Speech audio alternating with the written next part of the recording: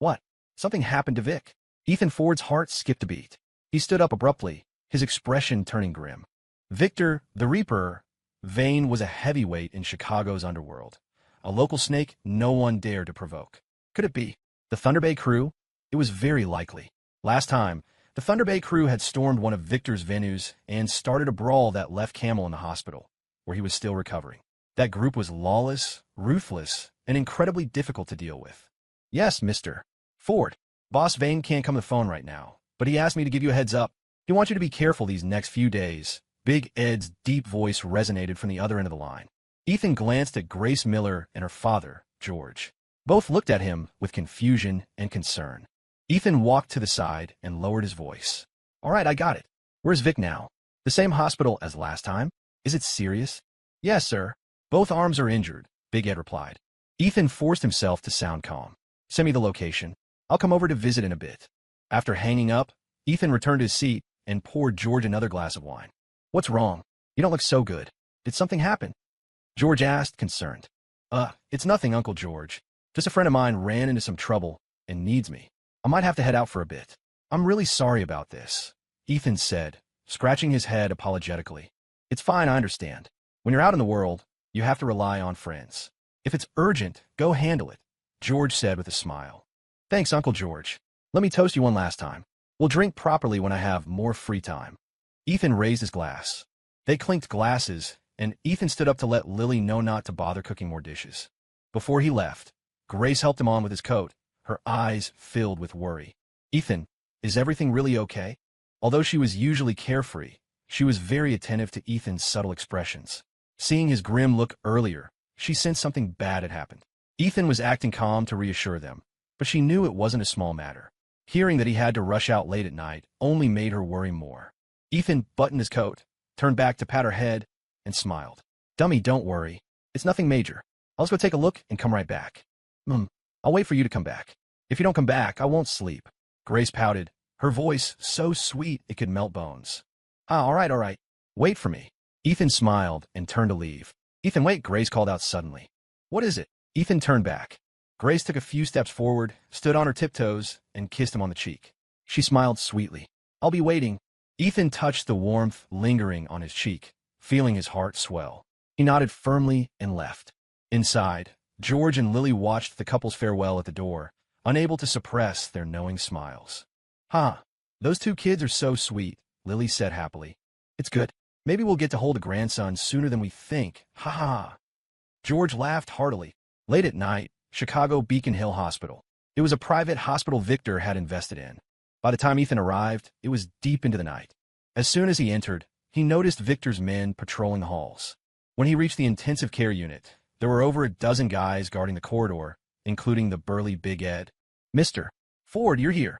Big Ed stepped forward to greet him. Yeah. Is Vic in the ICU? Ethan asked, surprised. Yes. Boss said if you came, you should go straight in. This way, please. Big Ed bowed slightly. Led by Big Ed, Ethan walked into the ICU. The lights were bright inside. As soon as he entered, he saw Victor sitting up in bed, smoking a cigarette. Ethan paused. He can sit up and smoke? It doesn't look that serious. The heart that had been in his throat finally settled. Vic, are you okay? Ethan walked quickly to the bedside to inspect him. Victor's face was rosy, and he looked energetic. Only his arms were bandaged, but otherwise he seemed perfectly fine, full of life, even.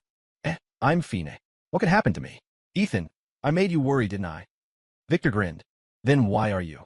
Ethan asked in confusion, before a realization struck him like lightning. Vic, is this a show for someone else? For the Thunder Bay crew? Victor chuckled, swung his legs off the bed, and handed a cigarette from the table to Ethan. Ethan, you're sharp. This is exactly what we planned, isn't it?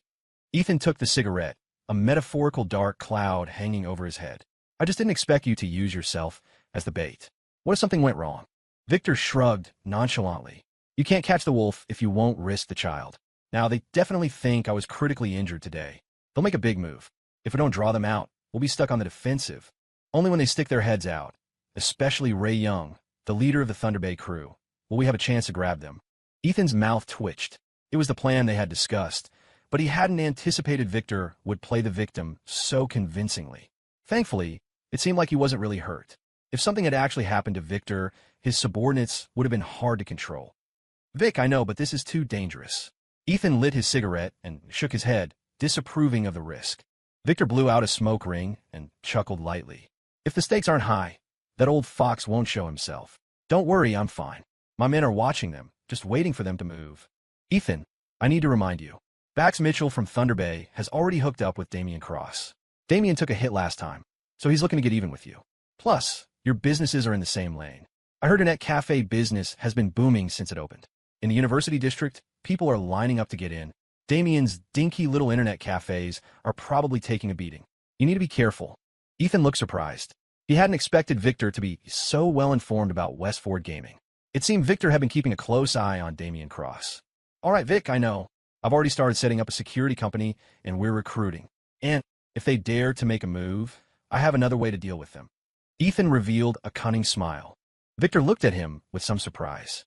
Every time he saw that smile on Ethan's face, he knew the kid was cooking up something devious. What's your plan? Victor asked curiously. Ethan leaned in and whispered a few sentences into Victor's ear. After hearing it, Victor couldn't help but burst out laughing. Ha ha ha, good. You kid, that's sinister. Ethan smiled. It's called maximum impact with minimum cost. Fighting and killing is too dangerous. He better not make a move. If he dares to touch me, he'll regret it. Victor pointed at Ethan, joking half-heartedly. You clever rascal. You got a thick skin and a black heart. It's a pity you aren't walking my path. Ethan shrugged. Vic, I just want to make money in peace. The underworld isn't for me. Besides, as the economy gets better, only crazy people want to be gangsters. Back when life was hard and things were chaotic, being a gangster was a way to make money and stand out. It was dangerous, but understandable. But things are different now. We're joining the WDO. The economy is full of opportunities. The risk of being a gangster is too high. It's not worth it. Ethan spoke with sincerity. It was his genuine belief, and also a subtle attempt to persuade Victor to keep a low profile and focus on making money legitimately. Victor naturally understood the subtext and nodded appreciatively. It's good that you think that way, but you and I are different. You're still on the outside. I'm already in deep. Trying to get out now would be harder than climbing to heaven. Ethan took a drag of his cigarette and shook his head. It was the truth, and there was no easy solution. When you're in the life, you don't control your own fate. By the way, Ethan, keep this quiet. Don't let Valerie know. I don't want her worrying, Victor instructed. You're overthinking it. She's been hanging out with Henry so much lately. She probably hasn't even thought about you. Ethan laughed. Victor, Omega. That kid Henry wants to be my brother-in-law? It won't be that easy. If he doesn't show me enough respect, how can I agree? Victor said with a straight face. Ethan was amused. He flicked his ash and smiled. All right, I'll pass your message along later. Since the incident at the bar, Victor had basically accepted Henry Payne as a potential brother-in-law. Lately, he had been giving Henry pointers and often inviting Henry and his sister Hannah over for dinner, treating them like family. Ethan was happy to see this. If Henry really ended up with Valerie Vane, their relationship would be even stronger, family on top of business.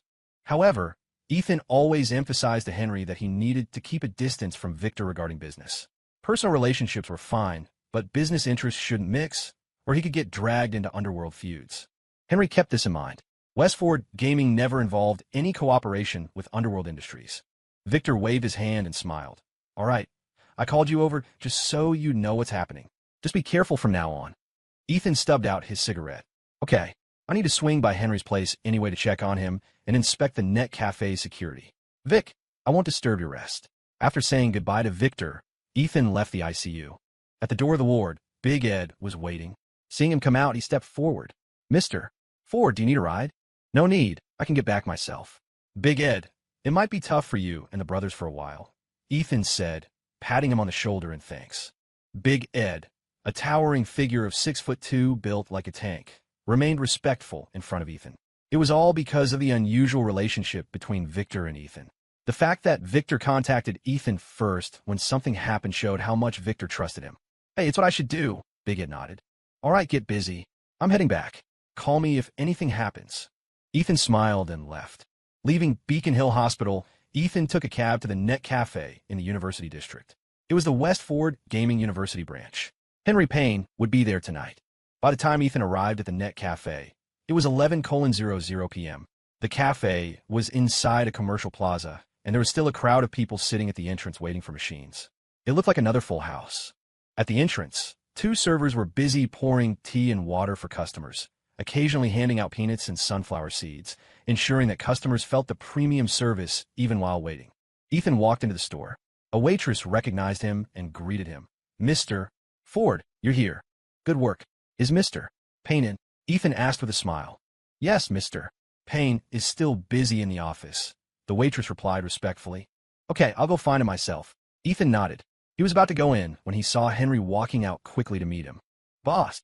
A smile appeared on Henry's usually stern face. It was a smile reserved for his own people. He was typically strict and unsmiling with the staff. "Still busy this late? I want to see Vic tonight and thought I'd come check on you." "Come on, let's talk inside," Ethan said. "Sure, I was just about to report some work to you. You came at the right time."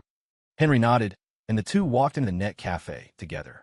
Meanwhile, in a corner of the mall, a young man wearing a black jacket with a skull logo was staring furtively at the Net Cafe entrance. The young man picked up a photo in his hand. The person in the photo was Ethan Ford. Immediately, he dialed a number. "Boss, I saw that kid Ethan Ford. He just went in the Net Cafe." "Yeah, I'm watching. Don't worry." "All right, the boys and I are ready. Just waiting for your word." "Okay, I'll wait." The young man hung up the phone, continuing to crouch in the corner, smoking and occasionally glancing at the Net Cafe door. At the same moment, in the office of Maxim Inc., Damian Cross put down his phone and stood up to hand a cigarette to the man opposite him. "Max, I heard you guys pulled off a big one today. Went right into Victor Vane's territory." Damian asked with an eager, fawning smile. Bax Mitchell took the cigarette, lit it, and smiled sinisterly. Yeah, it was a big one. Victor Vane, he's not untouchable. My big brother is out to get him." Damian poured him some tea, secretly alarmed. The Thunder Bay crew really didn't care about consequences. It seemed they were determined to fight Victor to the death. But this was good. For him, it was like watching tigers fight from the mountaintop. It would be best if the Thunder Bay crew took Victor out. Oh, right. And that Ethan Ford. Thinking of Ethan, Damian felt a bellyful of rage. Not only did Ethan embarrass him and take down Goldie's crew, but he also opened a Net Cafe in the same district. Wasn't that blatantly stealing business? Now, his Net Cafe business was plummeting. People would rather wait in line at Westford Gaming than come to his places. Damian thought for a moment and said in a low voice, "Bax, your boss Ray and I are old friends. I'll definitely do my best to cooperate with you on dealing with Victor, but I have a favor to ask, brother." What is it? Speak," Bax said indifferently, propping his legs up on the coffee table and smoking. Damian blew out a smoke ring, a vicious look appearing on his face. "I want you to help me take care of someone. Late night, Westford Gaming office." Henry handed the monthly report to Ethan and smiled lightly. "Boss, take a look. The revenue for Westford Gaming is a bit above expectations. The machines are full every day. There's almost no downtime. Aside from our own operations, a big reason is that a new game, Counter-Strike, has officially caught on here. Half the people in the cafe are playing it right now. And per your instructions, we've started organizing in-house tournaments. A lot of customers are coming just for that. It's making our user stickiness and appeal way higher than other cafes." Ethan wasn't surprised at all. He said calmly, "CS. It has that charm." Ethan remembered sneaking over the wall with his roommates in the middle of the night just to play Counter-Strike. At this time, the official version of CS only supported LAN play in most cafes because the dedicated lines in small joints were terrible. Lag City. But Westford Gaming used the best, highest capacity dedicated lines in Chicago. 200 machines in a single store could play online smoothly. That experience alone was leagues ahead of the average Net Cafe. He flipped through Henry's report, looking at the revenue figures, and was somewhat surprised. Single store monthly revenue is $121,000? Not bad. This result really does exceed expectations. His original projection was that if they hit 70% of full capacity revenue, around $70,000, it would be a success. Now, a single store doing over $120,000 a month was significantly above target. Henry replied, "Boss, the reason we could exceed revenue is mainly because your membership system worked. A lot of this month's revenue came from customers topping up their memberships. Just this one store has over 5,000 members now, mostly students from nearby schools. Our profit per machine hour has reached $8, and food and drinks provided a significant chunk of the revenue too." Ethan nodded with satisfaction. "Henry, you are a perfect executor. I always feel at ease with you handling things.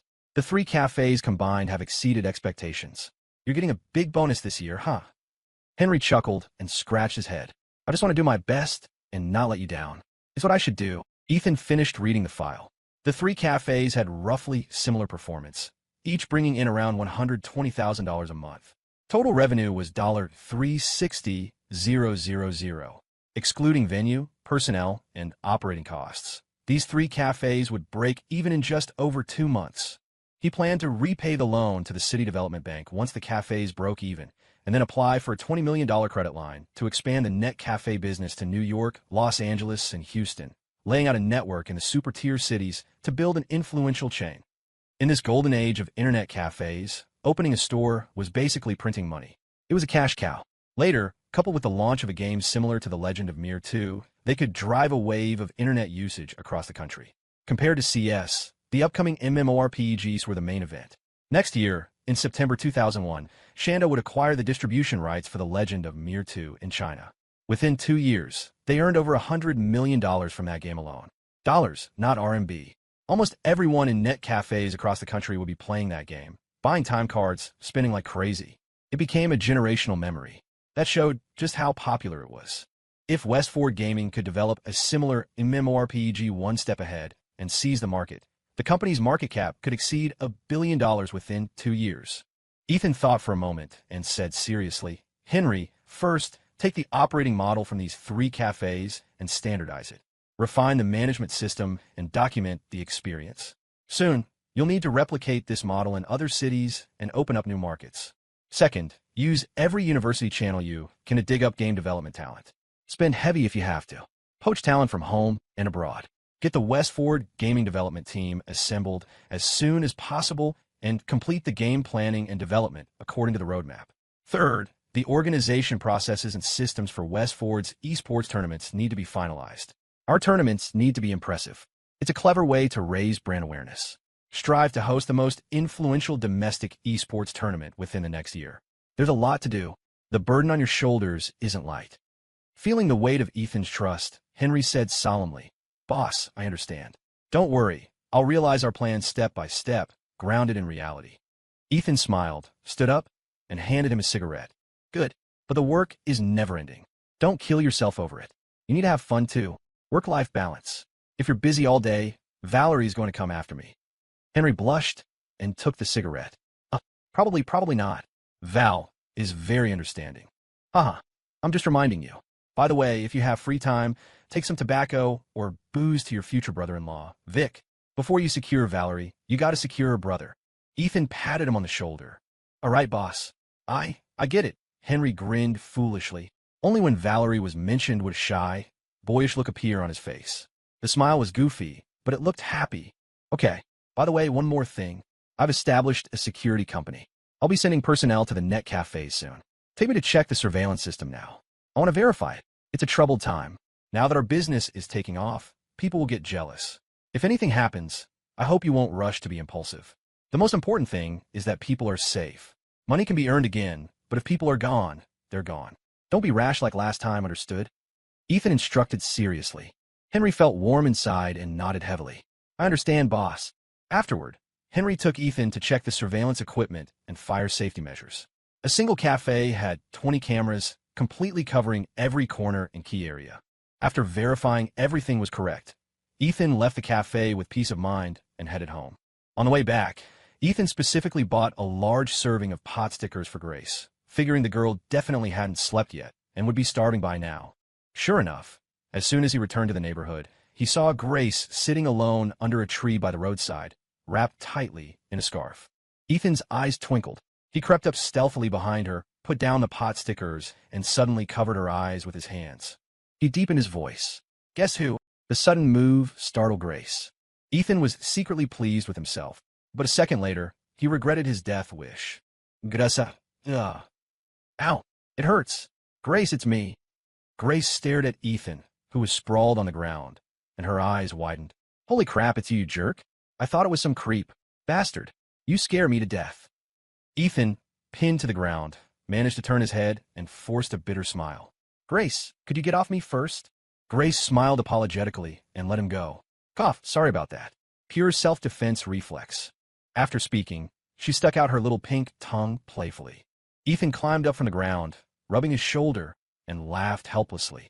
Looks like I really can't play games like that with you in the future. It's lethal. Grace grabbed his ear and laughed. What, blaming me? Wasn't it you asking for it? Oh, yes, it was me. My bad. Ethan shouted quickly. Seeing him beg for mercy, Grace let go of his ear, pulled him onto the bench, and personally massaged his shoulders. How is it? Still hurt? Grace asked with some distress. Hurts. Hurts like hell. It hurts here, and here too. Ethan put on a pitiful look, grabbing her hand and moving it around his body. Here? Grace asked, confused, her hand on his stomach. No, lower. Is it here? Hey, no, a little lower. It hurts there. Here. Not there yet, lower. Yes, lower. Grace listened to him, her hand moving down slowly. Suddenly, her hand froze, and her cheeks turned as red as an apple. Ethan, Ford. Her hand retracted as if shocked by electricity, and she glared at him fiercely. Huh? What? Why did you stop? Ethan pretended to be innocent, looking at her with wide, naive eyes. Grace's face was flushed with embarrassment and annoyance. She cracked her knuckles and gritted her teeth. Dear Mr. Ford, you're being very naughty.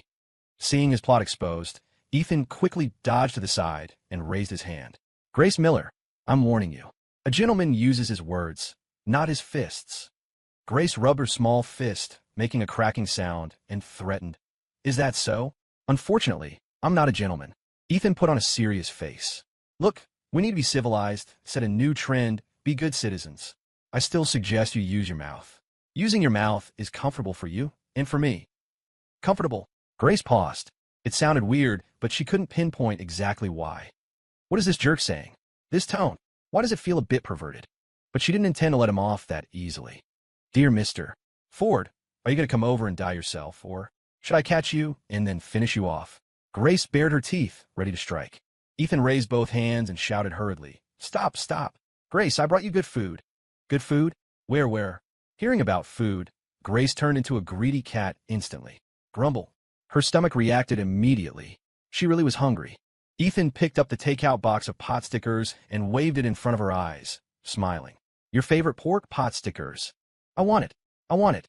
Give it to me, Grace shouted in surprise and reached out to grab it. But Ethan dodged and smiled. Hey, kiss me first. Kiss me, and I'll give it to you. Saying that, he leaned his cheek forward, waiting for Grace's kiss.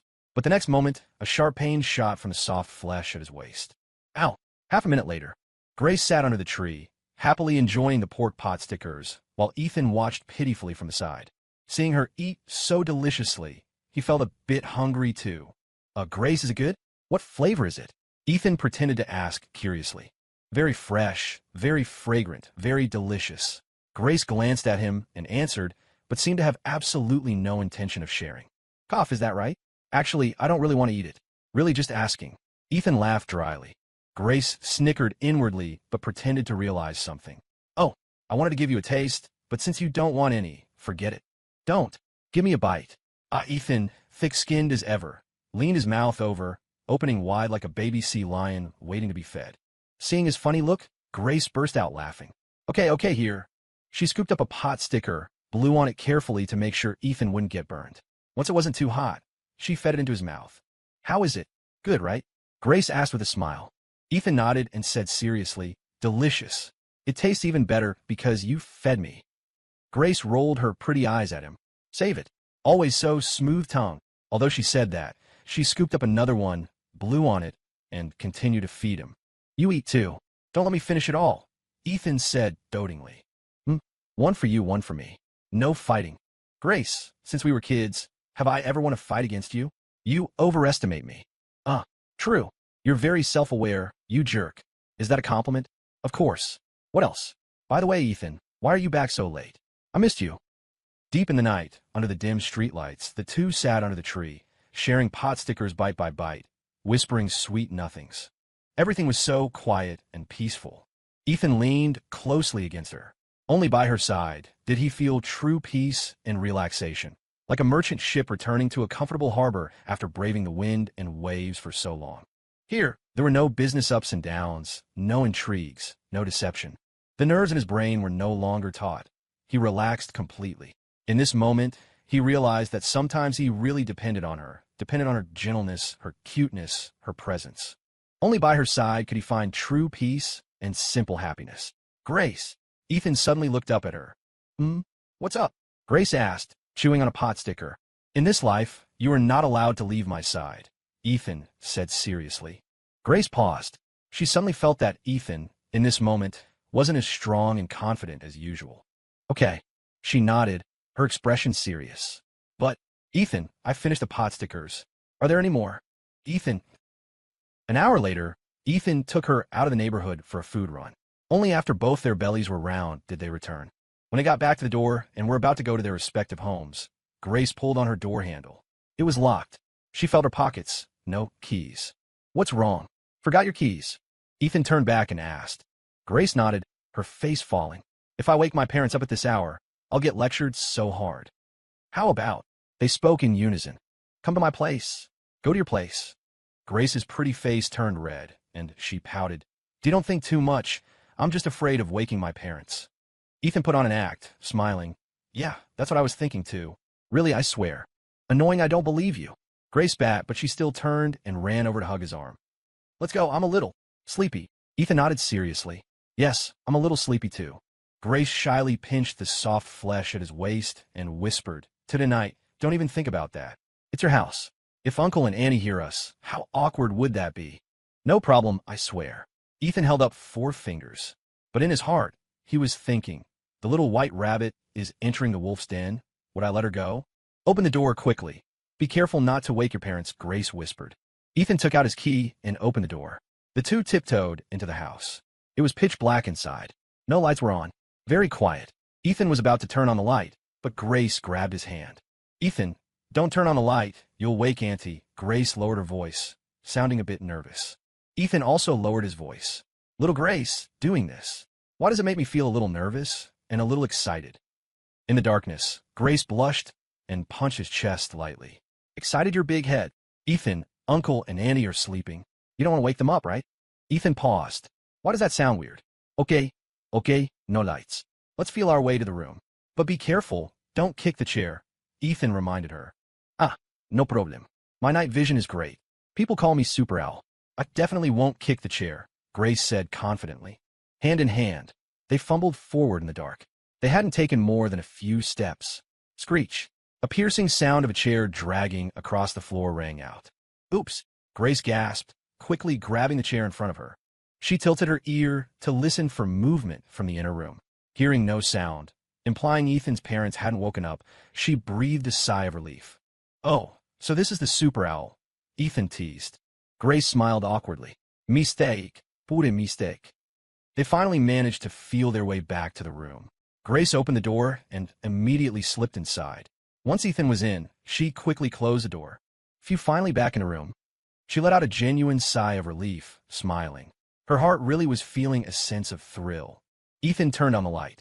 The light dispelled the darkness, revealing Grace's pretty face, pink cheeks, watery eyes, exuding a charming allure. After that night, Grace had transformed from a girl into a woman, shedding some of her innocence for a touch of maturity, making her even more captivating. Ethan, why are you staring at me? Grace blushed and glared at him. Hee, because you're beautiful, Ethan said truthfully. Tisich, smooth talker, Grace said haughtily, but she was quite happy to be praised. Am I really that smooth? I don't know. Gotta test it to find out. Ethan grinned wickedly. Suddenly, he scooped her up and placed her on the bed, leaning over her. Ah, Ethan, what are you doing? Grace feigned reserve, pretending to struggle a couple of times, but her lips were already puckered, waiting to welcome him. Ethan, little Grace really is proactive. But, I like it. Hee. Grace squinted, tilting her head back, heart racing, but she felt like Ethan wasn't moving. What is this jerk waiting for? Is my signal not clear enough? Little Grace, here I come. Ethan chuckled low.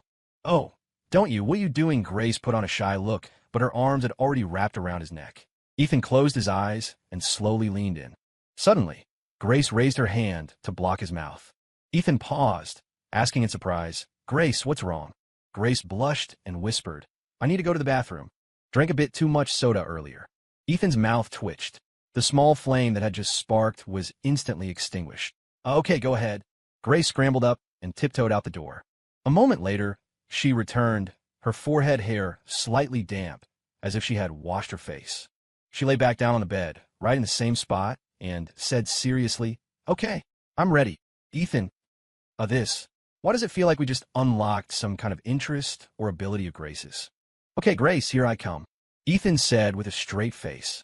They resumed their previous positions, as if the game had loaded a save file. Ethan closed his eyes and moved closer slowly. Grace suddenly spoke up. Wait, keep it down. Ethan's eyes widened. Shouldn't I be the one saying that to you? Grace's cheeks turned even redder. She pouted. Who's loud? You're the loudest. Grace Miller, are you questioning my ability? Ethan was furious. Watch how I handle you. Ethan was about to kiss her when Grace suddenly grabbed his shirt, flipped over, and pinned him underneath her instead. He, Mr. Ford, who handles whom isn't decided yet. Grace's eyes shimmered, and she bit her lower lip lightly. Her look was filled with seductive charm. With that, she took a rubber band from her pocket and tied her long, dark hair into a ponytail, revealing her pale, sexy neck. Every move she made plucked at Ethan's heartstrings.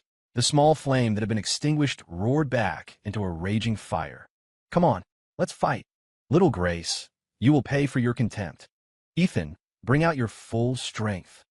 Watch me take you down single-handedly. If my kung fu is unrivaled, why would I fear you? Grace pulled the quilt over, covering them both inside. Just as the great battle was about to erupt, Grace suddenly said, Stop. What is it now? Ethan stuck his head out of the quilt, helpless. It's too bright. Haven't turned off the light, Grace said, blushing. Hey, at this hour, my parents are definitely playing chess with the Sandman. It doesn't matter if the light is on. Ethan said seriously. Ethan, turn it off anyway, Grace pouted and wheedled. Ethan smiled bitterly. Fine, I'll get the light. He immediately crawled out of the warm nest and ran to turn off the switch. Suddenly, he heard rustling sound from outside the door. Then came his mother, Mary Ford's voice. Oh my, getting a late-night snack and shopping really wore me out. Is our son back? It's this late, he should be back. Look, the light is on in his room, Frank Ford said. Ethan froze. Holy crap, Mom and Dad weren't asleep at home. They just got back now. Grace heard the voices too. She bolted upright, looking at Ethan in shock. Crap, Ethan, it sounds like Uncle and Annie are back. I thought they were asleep. Grace whispered, sitting frozen on the bed, her face tense. Seeing her like this, Ethan couldn't help but tease. I'm not scared. What are you scared of? My parents are very open-minded, Grace's face turned beet red. She spat. You think everyone has skin as thick as yours? Missile-proof, thick skin. So what do you want to do? Ethan spread his hands. Grace shushed him. Lights off, sleep. All right, whatever you say. Ethan grinned wickedly, turned off the light, and crawled back into bed. At that moment, footsteps approached the door. Son, are you asleep? I brought back some spicy wings. Do you want some? Mary knocked on the door and asked softly. MH. Mom, I'm sleepy. I want to eat. You guys have it, Ethan replied. Outside the door, Mary tilted her head in confusion. Usually, if Ethan heard there was good food, he'd be up in a flash. Why was he so well-behaved today?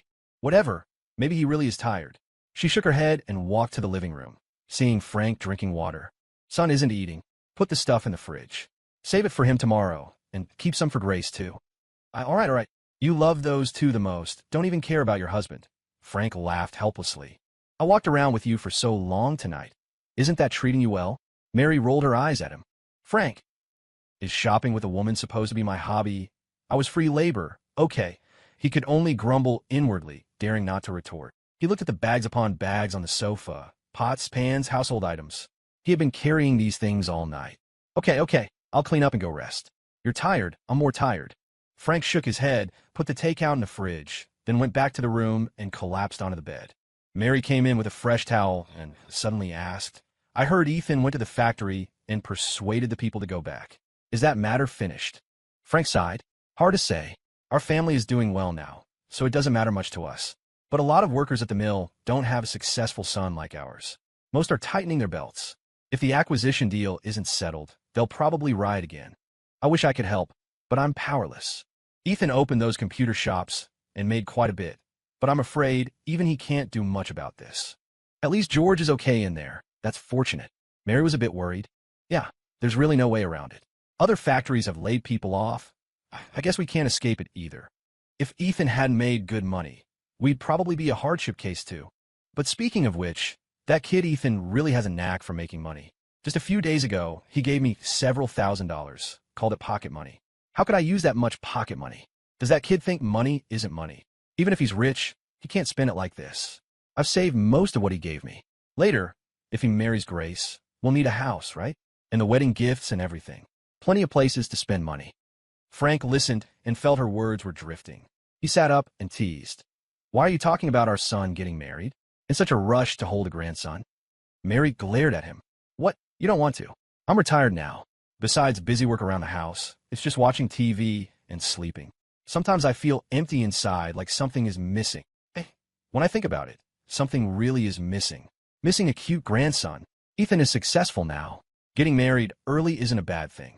Ideally, 2 kids in 3 years after marriage. Then I'd be even happier. Frank waved his hand and laughed. Come on, you can't rush this no matter how much you want to. Both kids are in college. Wait until at least their 3rd-year internship.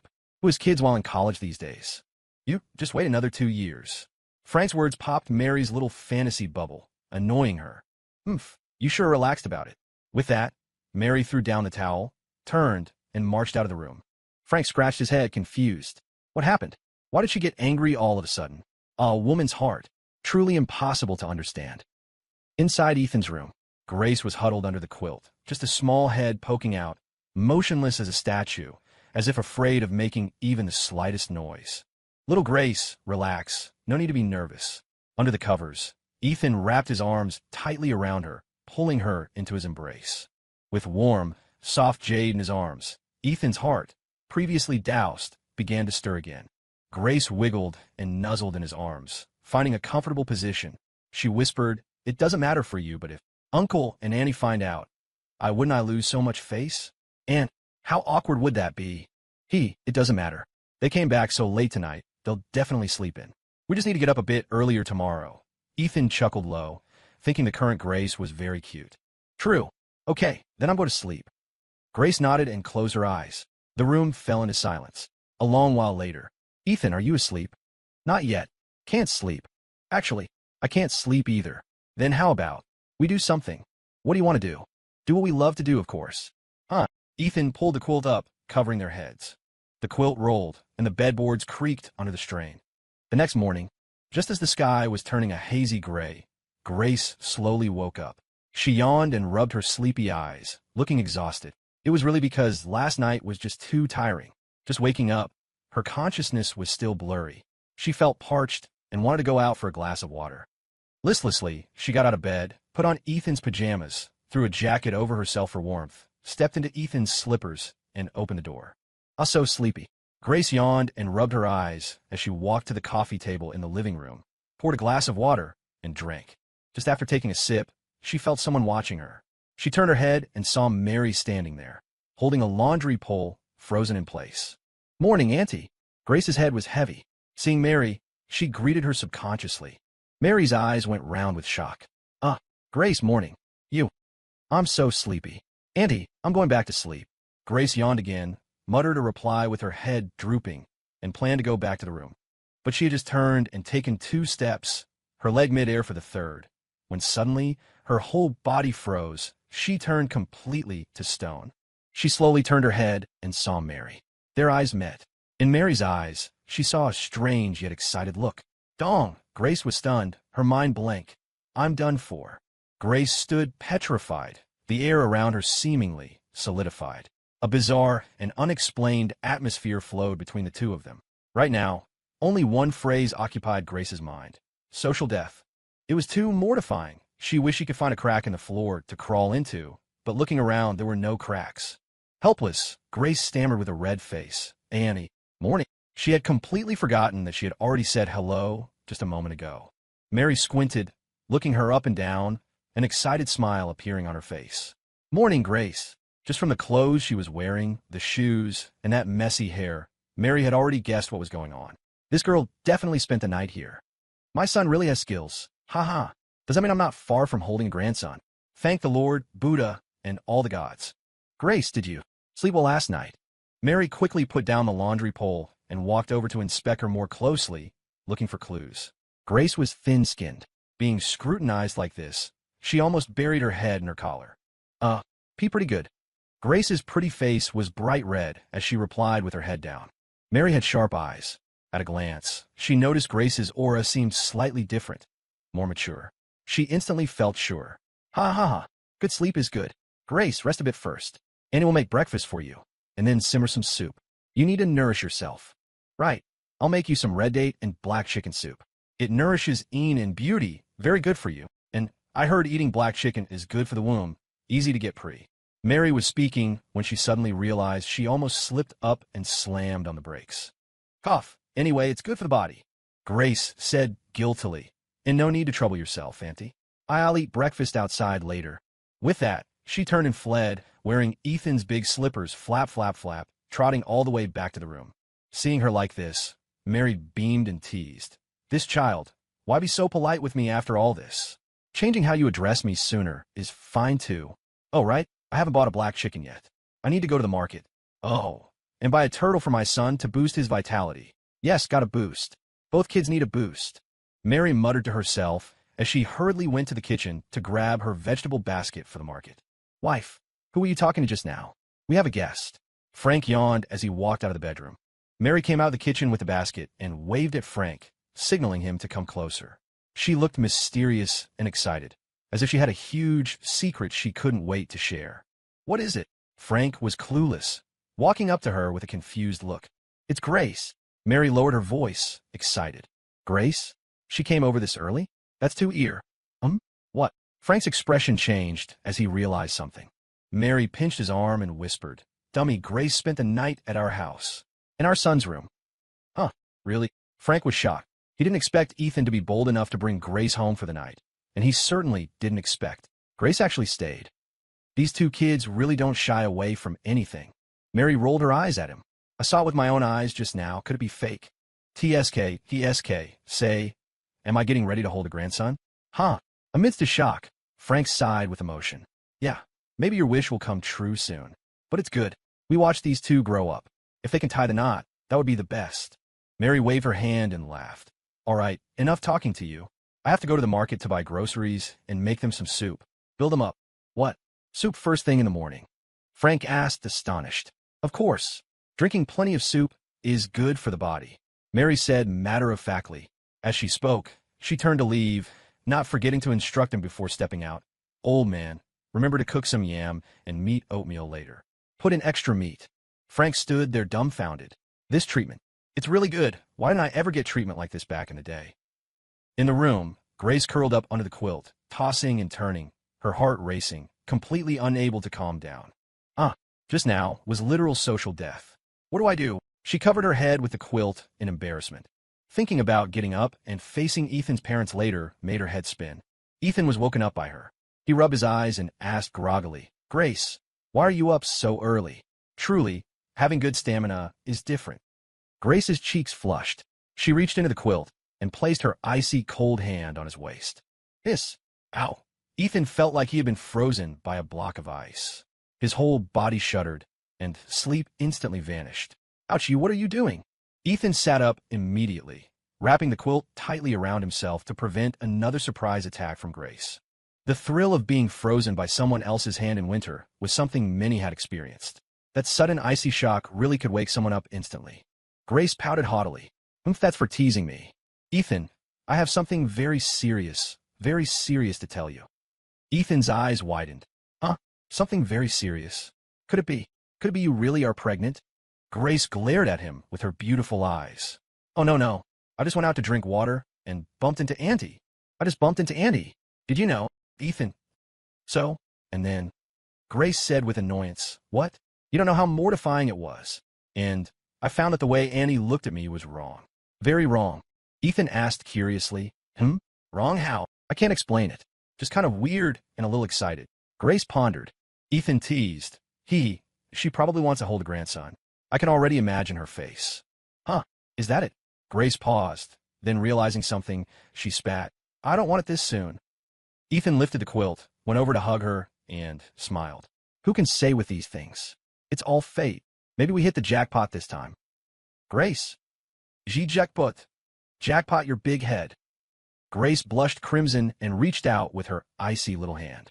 Ow. Grace Miller, I'm warning you. Stop using magic attacks on me.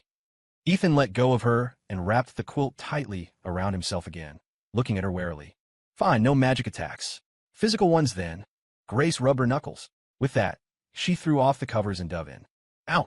Grace, you're for real. I'll fight you. Ethan Ford, I'll teach you to say jackpot. Let's see how this lady handles you.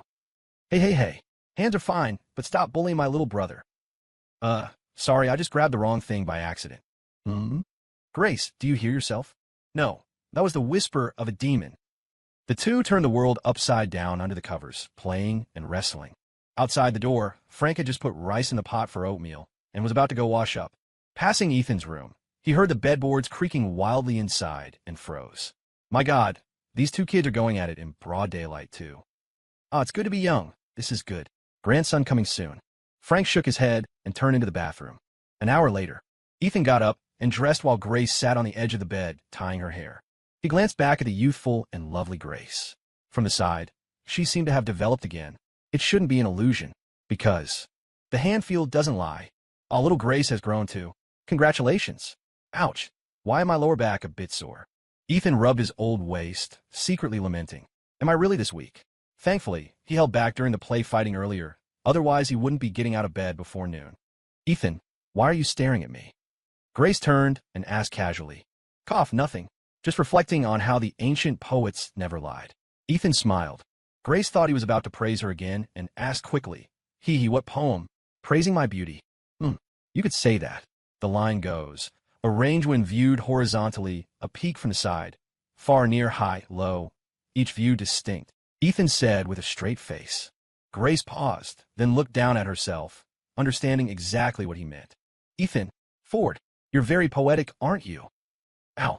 Grace went over and pinched the soft flesh at his waist, her cheeks blushing like red apples.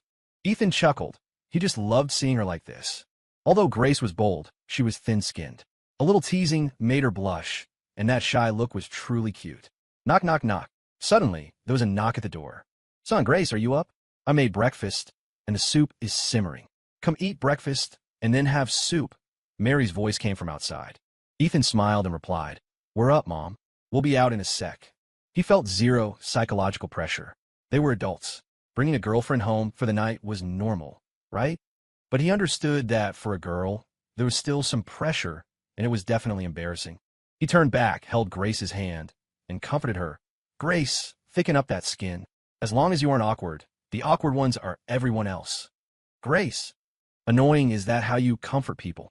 Same meaning basically. Ethan said brazenly. Let's go. No matter what, the ugly daughter-in-law has to meet the in-laws. Grace rolled her eyes at him. Ethan, you're the ugly daughter-in-law. Despite saying that, she let Ethan hold her hand as they went out. Hand in hand, they came to the living room and saw Frank watching TV on the sofa. Dad, morning. Morning, Uncle. Grace hid behind Ethan like a little wife, greeting him timidly. Seeing them, Frank said kindly, You're up. Are you hungry? Your mom made breakfast. Go eat plenty. You bet. But we'll go wash up first, Ethan said naturally, not feeling embarrassed at all. Mary came out of the kitchen, wearing an apron and beaming. Grace, go wash up quickly. I made the sweet and sour ribs you like. Thanks, Annie. Grace was delighted to hear about good food. Ethan smacked his lips and asked, Mom, what about mine? Did you make the rice noodle rolls I like? Oh, I forgot to buy them. If you want them, go buy them yourself. Mary said bluntly. Ethan. Hey, Mom, don't double standard like this. Truly, once there's a daughter-in-law, the son is forgotten. Ethan sheepishly took Grace to wash up. After washing, they sat at the dining table. Seeing Mary busy in the kitchen, Grace asked obediently, Auntie, do you need help? Grace is so good. No need, you just sit. I'm done cooking. Mary turned around and gave her an extremely benevolent smile. That intimacy gave Ethan goosebumps. Cough, Mom. I'll have some oatmeal first. Where is it? Ethan rubbed his flat belly. Mary brought out a big bowl of yam and meat oatmeal, placed it in front of Grace, then turned and glared at Ethan. The oatmeal is in the kitchen. Where else would it be? On my head. After snapping at Ethan, Mary turned back to Grace with a kind smile. Hey, Grace, eat up. I'll get you more when you're done. Come on, eat while it's hot. Thanks, Annie, this is plenty for me. Grace said politely. Oh, how can that be enough? Eat more to gain some weight. Look at you, you've gotten thinner. Eat more? Who knows? Maybe you're eating for two. Mary said with a face full of smiles. Huh? Eating for two? Grace froze. Mary realized she misspoke and quickly said, No, nothing. Grace, eat quickly. I'll bring out the ribs. Ethan watched Mary bring out dishes from the kitchen one by one. 5 dishes in total. It was richer than dinner, like a festival feast, and all of them were Grace's favorites. Ethan smiled bitterly. Mom, no need for this. It's not a holiday today. And why are they all Grace's favorites? Where's mine? Mary brought out the herbal black chicken soup, rolled her eyes at him, and said with disdain, all right, I'll make yours another day. Ethan didn't know whether to laugh or cry. Mom, am I your biological son? Frank walked over and whispered to him, Son, just be glad there's food. Don't fuss. The family sat down. Mary kept putting food into Grace's empty bowl. Come, Grace, eat more meat. Grace, have some black chicken too, it's nourishing. Grace, try this lettuce, is it tender? In no time, Ethan watched the empty bowl pile up into a small mountain. He was stunned. Growing up, he never got this treatment. Feeling Mary's care, Grace felt warm inside and said sweetly, Thanks, Auntie. This is enough for me. Mary grinned from ear to ear, dotingly saying, We're all family. No need for thanks. Grace, whatever you like to eat in the future, just tell Annie, and Annie will make it for you. Okay. Grace nodded and shoveled oatmeal into her mouth. Suddenly, Grace covered her mouth, looking like she wanted to vomit. Seeing this, Mary was surprised and delighted. She shot up. Grace, are you okay? Immediately, she turned to look at Frank and asked excitedly, Old man, what year is it next year? What's the zodiac sign? A zodiac? I don't know. Frank looked bewildered, not knowing why Mary would suddenly ask about next year's zodiac. He wasn't a fortune teller. Who remembers that? You don't know? Asking you is useless. Mary grumbled, then turned to Grace with concern. Grace, how are you? Is it serious? Do you want to go to the hospital? Should we go for a checkup? What if it's twins? Ethan nearly sprayed his soup. Mom, what twins? Where's your mind going? Mary knew she let slip her thoughts and laughed dryly. I was just saying. Grace coughed dryly, blushing. Auntie, you might be overthinking it. I just ate too fast and choked on the oatmeal. Is that so? Mary paused, her tone carrying a hint of regret. Frank laughed helplessly. See, you're rushing it yourself. The kids aren't even in a rush. Mary glared at him, then smiled awkwardly at Grace.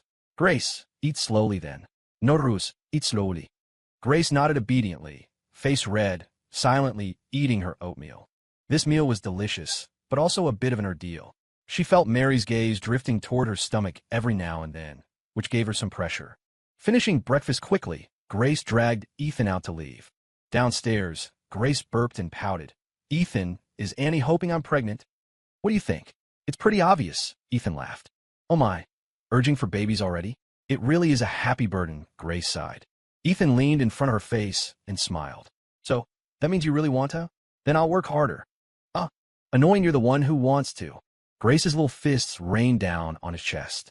Ethan hugged her and teased. Hey, twins in one go would be best. Done in one shot. Don't say that anymore. I still have so many dreams to achieve. If I get pregnant, what will I do? Grace tilted her head up stubbornly. That's easy. I'll help you achieve them all ahead of schedule. Won't that work? Ethan said. Grace felt sweet inside. She glanced at him and smiled. Here, you said it. Of course. Ethan patted her head dotingly. Count yourself sensible. All right, let's go to school. Gotta step up rehearsals. Grace spun around, smiling like a happy butterfly. Then she linked arms with Ethan, and they walked side by side, chatting and laughing, their laughter echoing in the neighborhood. Days passed in a calm and happy life. In the blink of an eye, half a month went by. Approaching finals, the Illinois Tech campus was much quieter. Most people were either in the library or in their dorms studying, nervously preparing for exams. Ethan didn't have these worries. He was currently in his dorm, sitting in front of his computer browsing company emails. The textbook knowledge was simple for him. The main courses for computer science were just programming, which he knew inside out, so he didn't review much. His free time was mostly spent handling group company work. Boss, your lunch delivery is here, please sign. Sam Tucker appeared at the dorm door, holding a lunchbox, grinning. Thanks, Sam. Ethan looked up and smiled. Sam put the lunchbox on his desk and leaned his head over, asking curiously, What are you working on, boss? Nothing much, just reviewing the annual reports from the group's subsidiaries. Ethan kept his eyes on the screen. Suddenly, he turned to Sam. By the way, Sam, how are the local warehouse and logistics plans coming along? Finals are coming up. You can put the work aside for now and finish it after exams.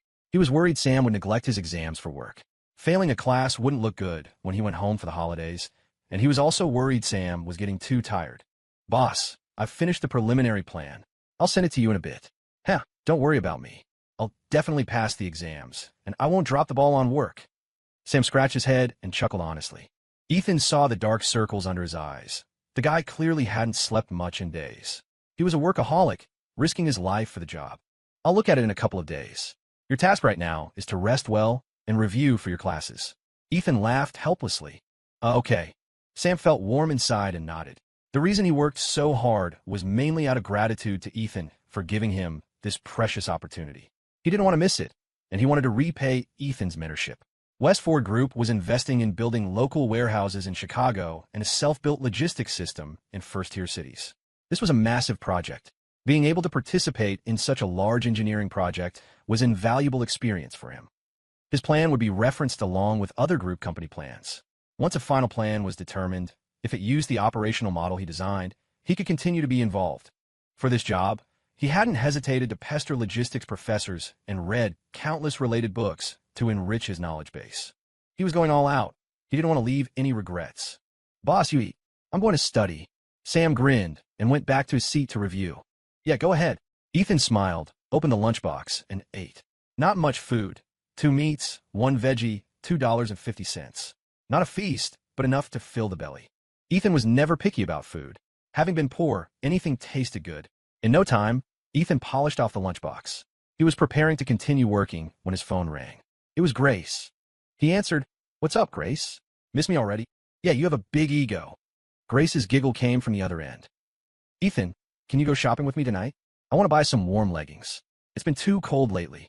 Shivering isn't enough to keep warm in the dorm anymore, and my laundry won't dry." "Sure, I'll take you to the night market tonight," Ethan replied. After the winter solstice, Chicago got cold. It was that damp, bone-chilling cold, magic damage. Without thermal wear, relying on inner strength was useless. "Then it's a date. See you tonight." Grace blew a kiss and hung up. Night, University District Night Market. There weren't many people shopping tonight. Pedestrians were scarce. Only the lights in front of the vendor stalls were on, making business look a bit desolate. Ethan and Grace held hands, leaning on each other as they strolled down the street. So few people tonight. Grace shrank her neck in her scarf and looked around. Exams are coming up. Besides, in this freezing weather, not many people want to be out shopping, Ethan said, rubbing his hands and breathing out a cloud of white mist. Compared to the physical attack of the north, the magic attack of this damp cold was indefensible. No matter how many layers you wore, it felt useless. As they passed the entrance to the bar street, they suddenly heard a commotion. Instinctively looking over, they saw a group of young men shoving a person out of a bar, cursing and beating him. Ethan watched this scene, secretly lamenting the chaotic times. Before strict enforcement, the city's security was poor. Fights happened all over the city every day. Why does the guy getting beaten look familiar? Grace stopped and pointed. "Ethan, does that guy inside look like Luke Brooks?" Ethan looked closely and was stunned. "Look like? That is Luke Brooks." "Screw you. What do you mean? You spilled on my bro's clothes and think you can just walk away?"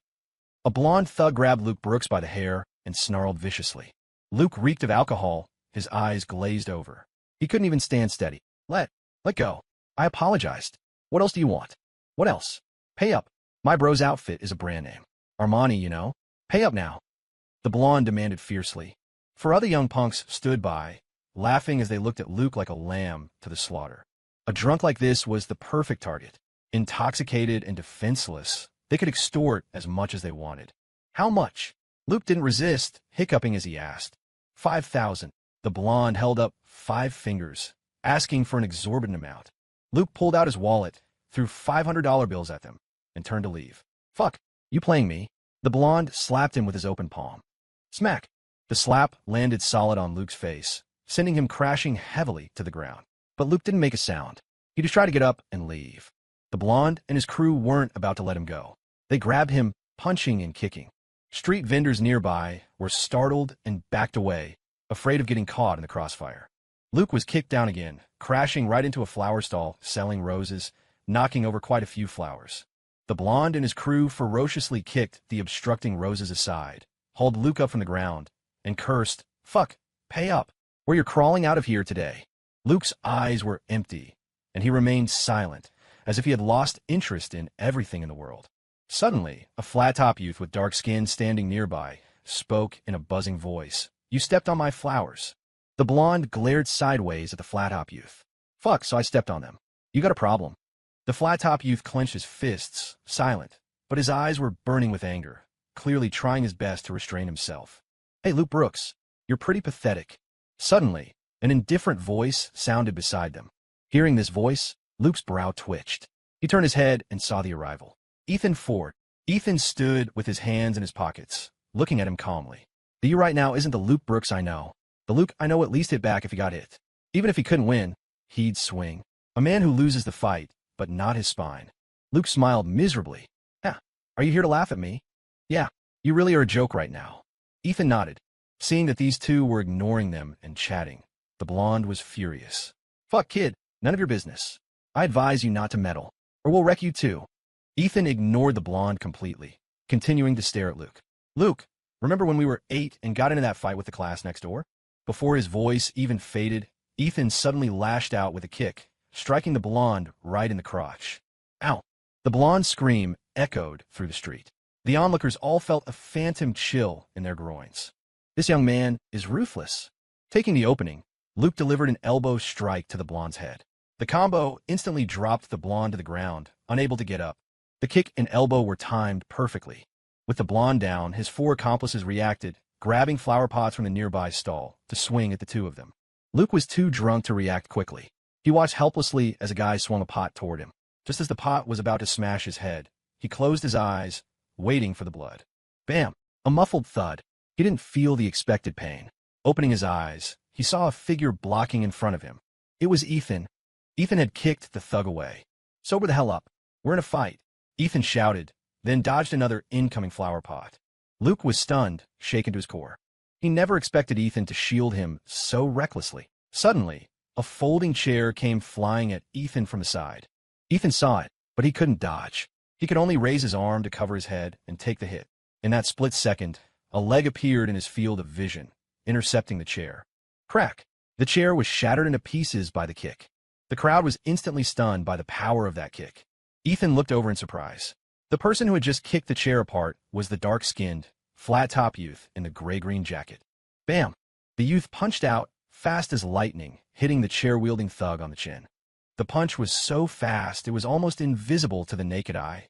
The thug was knocked out cold instantly. Shit! The thug holding the flower pot threw it at the flat-top youth. Smash! The youth raised his leg in a sweeping kick, shattering the incoming pot in midair. Holy crap! Gasps erupted from the surrounding crowd. The remaining 2 thugs were scared witless. This guy's skills are unreal. Not an opponent. Terrified, the 2 thugs turned and fled. But 3 of their accomplices were still on the ground. The blonde lay there, intimidated by the fierce aura of the flat-top youth, pale-faced and afraid to move. Pay for my money. The flat-top youth squatted down and held out his hand. Trembling, the blonde pulled out all his money, a handful of loose change, barely over $100. The youth took the money, counted it, threw $12 back at him, and then silently stood up to gather the scattered roses on the ground. Ethan recovered from his shock and said gratefully to the youth, "Thanks, brother. What do I call you?" The flat-top youth focused on picking up the roses, not even turning his head. Wes Sterling. Wyatt Steele picked up the remaining dozen intact roses from the ground and wrapped them in the tarp he used for his street stall, preparing to leave. Hold on. Ethan forecalled out suddenly. Wyatt turned, looking at Ethan with confusion. Something wrong? Ethan pulled a business card from his pocket and handed it over with both hands. I owe you one for today. If you ever need anything, give me a call. I am Ethan Fort. This is my card. Wyatt looked at the card, hesitation visible on his face. He didn't know if he should take it. He wasn't the type who expected rewards for doing the right thing. Ethan read his mind and smiled. Just consider it making a friend. Seeing the sincerity in Ethan's expression, Wyatt took the card, stuffed it into his pocket without looking at it, and turned to leave. Ethan chuckled, shaking his head. The guy had a strange personality, socially awkward and straight-shooting. But there was nothing wrong with that. It was certainly better than dealing with 2-faced hypocrites. The man had incredible skills, and his bearings suggested a military background. How did someone like that end up selling flowers on the street? Watching Wyatt's retreating figure, Ethan definitely felt the urge to recruit him. He would be a talent for the security company, but with someone of that temperament, you couldn't rush things. They had walls up against everything and wouldn't trust others easily. You jerk, are you okay? Grace Miller ran over with 2 police officers, her face full of worry. Ethan had deliberately sent her away to get the police to keep her out of the fray. Once a fight started, anything could happen, and he didn't want her in danger. Don't worry, I'm fine. You know average punks can't touch me, Ethan said, feigning ease. In reality, if Wyatt hadn't stepped in, he would have been walking away with a few bruises at the very least. Oh, save it. Like I don't know exactly what you're capable of. Next time, you are not allowed to trick me into leaving. In a fight, I'm worth 3 of you. Grace glared at him, puffing out her cheeks. All right. Next time I'll let you handle it. Okay? Ethan laughed helplessly. The 2 officers questioned him briefly, then took the 3 thugs away, asking Ethan and Luke Brooks to come to the station to give statements. By the time they finished the paperwork and left the precinct, it was already 11:00 p.m. Luke Brooks had sobered up considerably. Walking out the station doors, he whispered to Ethan, "Thanks." He knew that, without Ethan today, he probably would have been beaten into a hospital bed. "You should thank me." "I accept." Ethan smiled faintly. "Why? Why help me?" Luke looked up at him, confusion in his eyes. "I'm the main character, and he's my rival. Why would he save me?" "Because you're Lawrence Brooks's son. We grew up together. We used to be friends. Is that reason enough?" Ethan shrugged. Luke was shaken. He hadn't expected Ethan to remember their childhood friendship. Grace walked over and smacked the back of his head. "Luke Brooks, wake up. You walk around like a zombie all day, and now you're getting drunk? Impressive. Watch it, or I'll tell your dad." Luke shrank back, covering his head, not daring to resist. He had never dared to hit back when Grace bullied him growing up. He pleaded, Please don't tell my dad. He'll kill me." Grace glared at him sternly. "If you don't want to tell him, then focus on your studies and stop messing around. If you fail your classes, you're going to have a miserable Christmas break." Luke looked like he wanted to cry. Okay, I get it. Just don't tell my dad." Ethan shook his head. "When will this guy grow up?" "Luke, this is the last time. Next time, I'm letting Uncle Lawrence come pick you up." Fine. Stop lecturing me, you two. Give me some face. I'm a chosen one, remember?" Luke grumbled, unconvinced. Grace immediately flicked his forehead. "Ow, Grace, why'd you hit me again?" "Chosen one? Chosen for what? Have you seen yourself in a mirror lately?" Grace rolled her eyes at him. It's all because of you guys," he rubbed his head, muttering. The reason he was drinking was that he had completely despaired of pursuing Grace. Every time he thought about it, it hurt, and alcohol was the only anesthetic. Stop thinking about it. In this life, the next life, and the life after that, Grace is taken. By me, Ethan said, pulling Grace into a hug to show off. Luke felt like an arrow had pierced his heart. Pain, agony. But after the last incident, he had come to terms with it. Since Grace had chosen Ethan, that was a fact. He wasn't going to force a pursuit where he couldn't find happiness. Happiness couldn't be forced. He took a deep breath and said with utmost seriousness, "Ethan, since Grace chose you, I'll step back. But I hope you protect her and make her happy. If you treat her badly or make her cry, I won't let you off. I hope you take good care of her for me." "Ethan, is your main character syndrome flaring up again? What do you mean for you? You're just asking for a beating." Ethan was exasperated and amused. Grace laughed too, raising her leg as if to kick him. Luke quickly dodged, jumping far away. "Anyway, I've said my piece. Ethan, I owe you for today, but business is business. I mean what I say." Luke turned to Grace, looking earnest. "Grace, I'm leaving. You have to be happy, okay? If this guy bullies you, tell me. If he can't protect you, I'll spread my wings for you." Grace twitched her lip, speechless. "Wings? What are you, a birdman? Are you itching for a beating?" Seeing her check her fist, Luke scrambled further away. All right. I don't want to stand here eating dog food while you two flirt. I'm out." Afraid of getting hit, he turned and ran. Ethan watched his pathetic retreat and laughed helplessly. That guy is still so dramatic. But at least he has some self-awareness now. He won't object to us dating anymore. Consider the grudge settled. Uncle Lawrence must have a headache dealing with him. Grace shook her head. Ethan chuckled. He's not a bad person, really. He just hasn't been beaten down by society yet. Buffed, if it weren't for Uncle Lawrence, I wouldn't bother with him. Grace pouted. The reason Ethan helped was largely because the elders of the 3 families were close. Luke's father, Lawrence Brooks, had once been a great benefactor to both the Miller and Ford families. "All right, you jerk, let's stop talking about him. It's getting late, let's go back. We'll have to buy the thermal underwear tomorrow." Grace smiled sweetly, linking her arm with Ethan's. "Okay, let's go." Ethan patted her head. After walking Grace back to the girls' dorm, Ethan was about to return to his own dorm when his phone rang. He picked it up. It was Henry Payne. "Hello. Henry, what's up?" "Ethan, something happened at the Internet Cafe. Late night, West Ford Gaming, University District.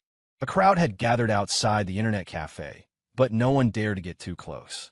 The air was thick with murmurs. "Hey man, what's going on inside? Why is everyone running out? Someone's causing trouble in there. Don't go in, you don't want to get involved." "No way, someone's messing with a place this big." "Who knows? I was planning to pull an all-nighter. Looks like that's a bust." Some customers tried to enter, but two young men wearing drop-crotch jeans and smoking cigarettes were squatting at the door. They glared at anyone approaching, sending the customers scurrying away in fear. Inside, the rows of computers were empty.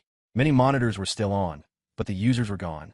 About 30 people were inside, not using the computers, just sitting in the lobby smoking and messing around. Hey, waiter, give me a Coke." "Where the hell is everyone?" a young man wearing a skull necklace shouted, his legs crossed arrogantly on a table. The cafe staff were huddled behind the counter, afraid to answer. Looking at this group of thugs, anyone would be scared. These people had come in looking for trouble, beaten two customers, and scared everyone else off. With these play gods here, no new customers dared to enter. Business was dead. "Hurry up. Stop stalling. Damn it." The skull necklace youth kicked a chair and cursed. The gang of punks behind him immediately started making noise, banging on tables, kicking computer towers, and slamming keyboards. "And Mr. Payne, what do we do?" a middle-aged supervisor asked in a low voice from behind the counter. Henry Payne's face was grim. "You guys stay here. I'll go." Henry took a bottle of Coke from the cooler, walked over alone, and placed it on the table in front of Skull Necklace. "Your Coke." Skull Necklace picked up the bottle, opened it, then suddenly feigned surprise. "Oh my God, why is this Coke cold? I forgot, my stomach is bad. I can't drink cold stuff. Come on, man, I want it room temperature. Go change it for me." Henry frowned. This guy was obviously looking for a fight. But to prevent the situation from escalating, he tried his best to suppress his anger. "Fine, I'll get you a new one." Skull Necklace lifted the Coke. Just as Henry reached out to take it, the thug suddenly let go. The bottle smashed onto the floor with a clack, splashing soda everywhere. "Oops, I handed it to you, man. Why didn't you catch it? Can't blame me for that." Skull Necklace spread his hands in a gesture of helplessness, but his eyes were full of mockery. He was clearly toying with Henry. "Hey, you didn't hold it steady and got my shoes all dirty. Clean them up for me. Or, licking them clean works too." Skull Necklace lifted his greasy leg onto the computer desk, gesturing for Henry to clean the soda off his shoe. "You scumbags, you're doing this on purpose." A young attendant couldn't stand seeing Henry humiliated and rushed out from behind the counter, furious. "Screw you. You little punk, what's it to you?" A thug in black stood up and shoved him. The young attendant had a fiery temper too. After being shoved, he wanted to rush up and fight, but Henry suddenly grabbed him. "Calm down," Henry whispered. Henry knew these people were here to provoke a fight. If a brawl started, they would take the opportunity to smash the machines. Westward Gaming would be out of business for at least 2 or 3 months. Even if they went to the police later between the investigation and determining liability, it would take at least half a year, not to mention the uncertainty of getting any compensation. These people had clearly planned this. They didn't care about committing minor offenses. They wanted to see Henry fight back. That would just lead to endless bureaucratic red tape. The old Henry might have thrown the first punch, but after going through so much, he had matured. He knew how to think calmly, how to exercise restraint and endurance. Getting provoked into a fight would be falling right into their trap. Henry swept his gaze over them and said coldly, "I can see you aren't here to surf the web. Speak up. Which crew are you with?" Skull Necklace stood up, hands in his pockets, arrogant. "I'm Hightower from the University District. Never heard of me. Your cafe is pretty bold. Opening up here without saying hello. Did you get permission from Boss Cross and Mr. Frost?" "Huh." Hightower kicked the computer desk, nearly flipping it over. Hearing the commotion, the Westford employees thought a fight had started and rushed over. 7 or 8 guys ran to Henry's side. Hightower's men all stood up as well. Both sides glared at each other, the atmosphere instantly freezing. The scene was like a powder keg. A single spark would set it off. "Boss Cross, you're Damian Cross's men." Henry's face grew even colder. Damian Cross was really making his move. Damian's men had once hacked Henry deeply with knives. Later, Ethan used his connection with Victor the Reaper Vane to have Camel personally cripple those attackers, avenging him. With Damian's vindictive personality, he certainly wouldn't let it go. Plus, Westford Gaming was in the University District in direct competition with Damian's internet cafes. No wonder this was happening tonight. "Little punk, I advise you to obediently close this place down. Some businesses you just shouldn't touch, understand? Otherwise, I'll bring the boys to take care of your business every few days." "You dare?" Henry raised an eyebrow and shouted. "Screw you, what wouldn't I dare do?" Hightower poked him in the chest, glaring. The room was deathly silent. The smell of gunpowder was thick. "Well, isn't it lively in here tonight?" Suddenly, a cool voice rang out. Everyone turned to look. A refined young man was walking in briskly. "Ethan!" Henry shouted excitedly. "Mr. Ford! Mr. Ford, you're here!" "Hello, Mr. Ford." The cafe staff greeted him one after another. Ethan looked calm. He walked quickly to Henry's side and smiled. "Henry, you did good." He had rushed over immediately after receiving Henry's call. On the phone, he had instructed Henry not to fight unless absolutely necessary. Once a fight started, it could be dangerous. The machines were secondary. He was worried about people getting hurt. He hadn't expected Henry to actually hold back and prevent the situation from escalating. This was significant progress for Henry, and Ethan felt very relieved. "Ethan, these guys are here specifically to cause trouble. They're Damien Cross's men," Henry whispered. "Yeah, I know." Ethan nodded, his expression unchanged. He turned to look at Hightower and said coldly, "You go back and tell Damien Cross that since he wants to play, I'll play with him until the end. But if you want to start something today, then none of you are walking out of here." As soon as his voice fell, a rush of heavy footsteps sounded from the entrance. More than 20 people swarmed in, all dressed in black. The leader was built like an iron tower, radiating a fierce aura, with a notably large head. It was Victor Vane's right-hand man, Big Ed. "Mr. Ford, which little punk needs a lesson?" Big Ed led his group over, his voice booming. Seeing this group appear, Hightower's expression changed slightly, especially upon seeing Big Ed. There was a look of apprehension in his eyes.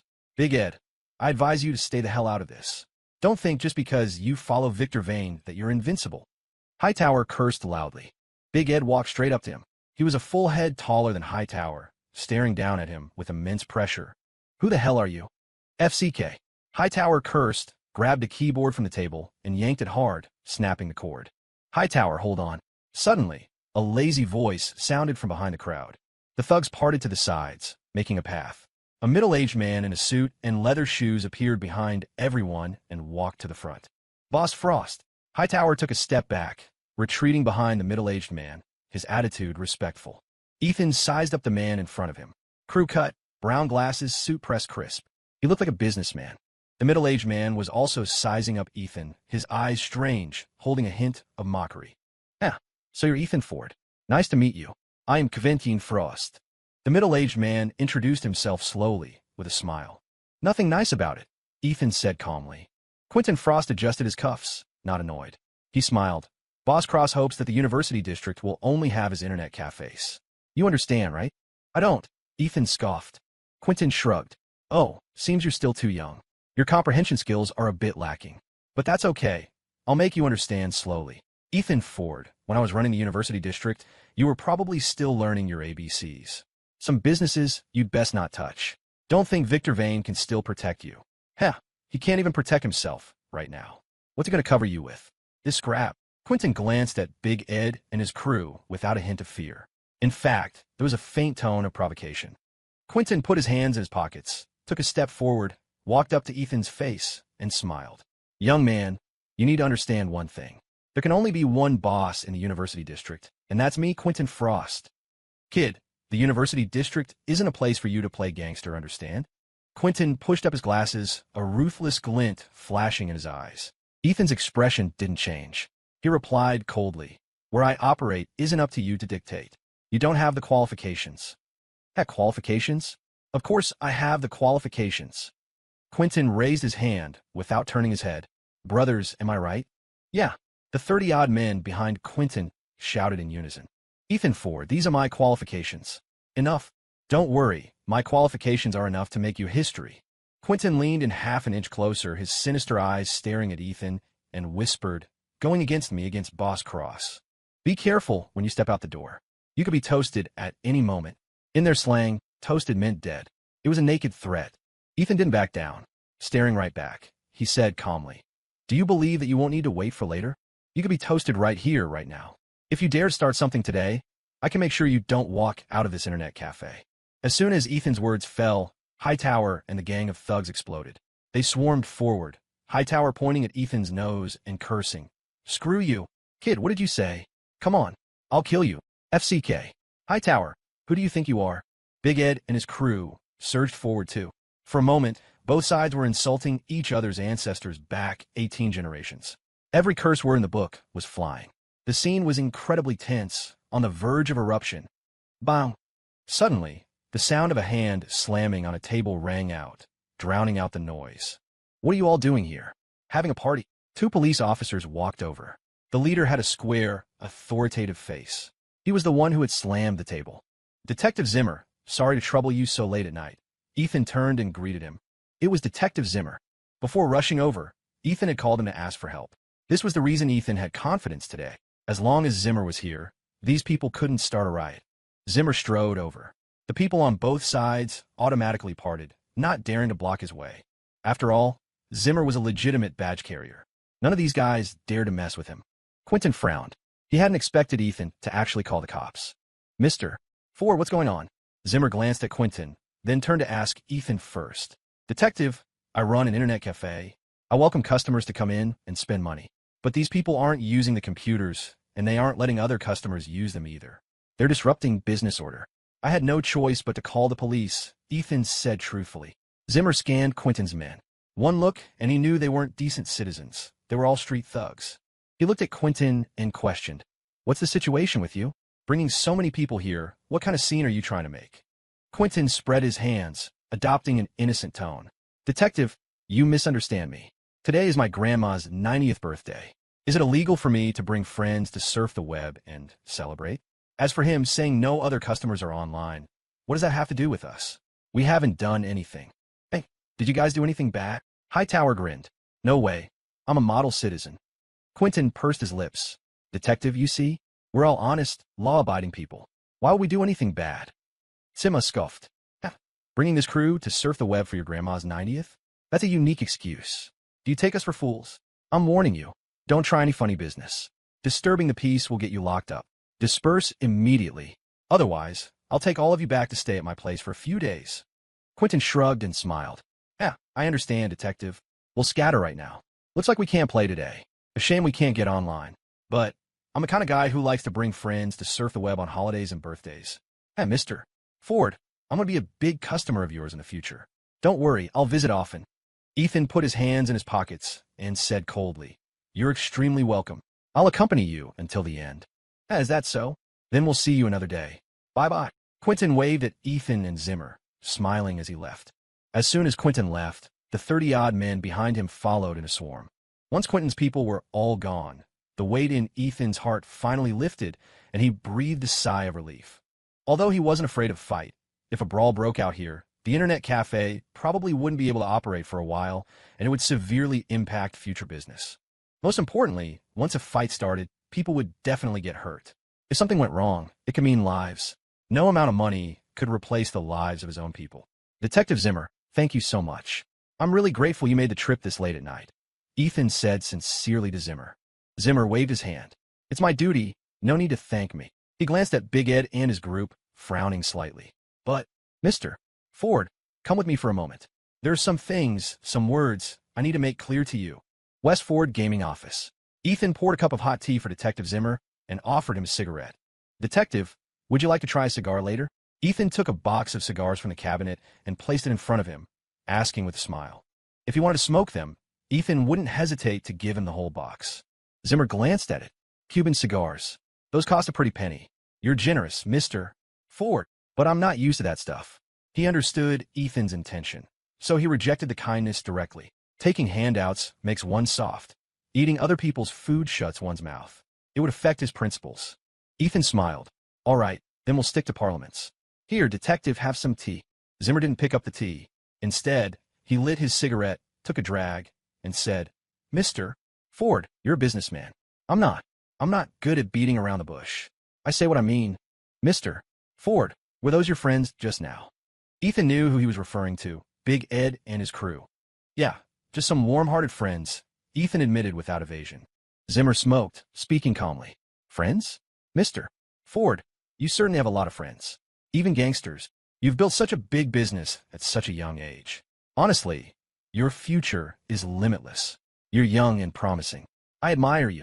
However, as a police officer, I hope you learn to choose your friends carefully.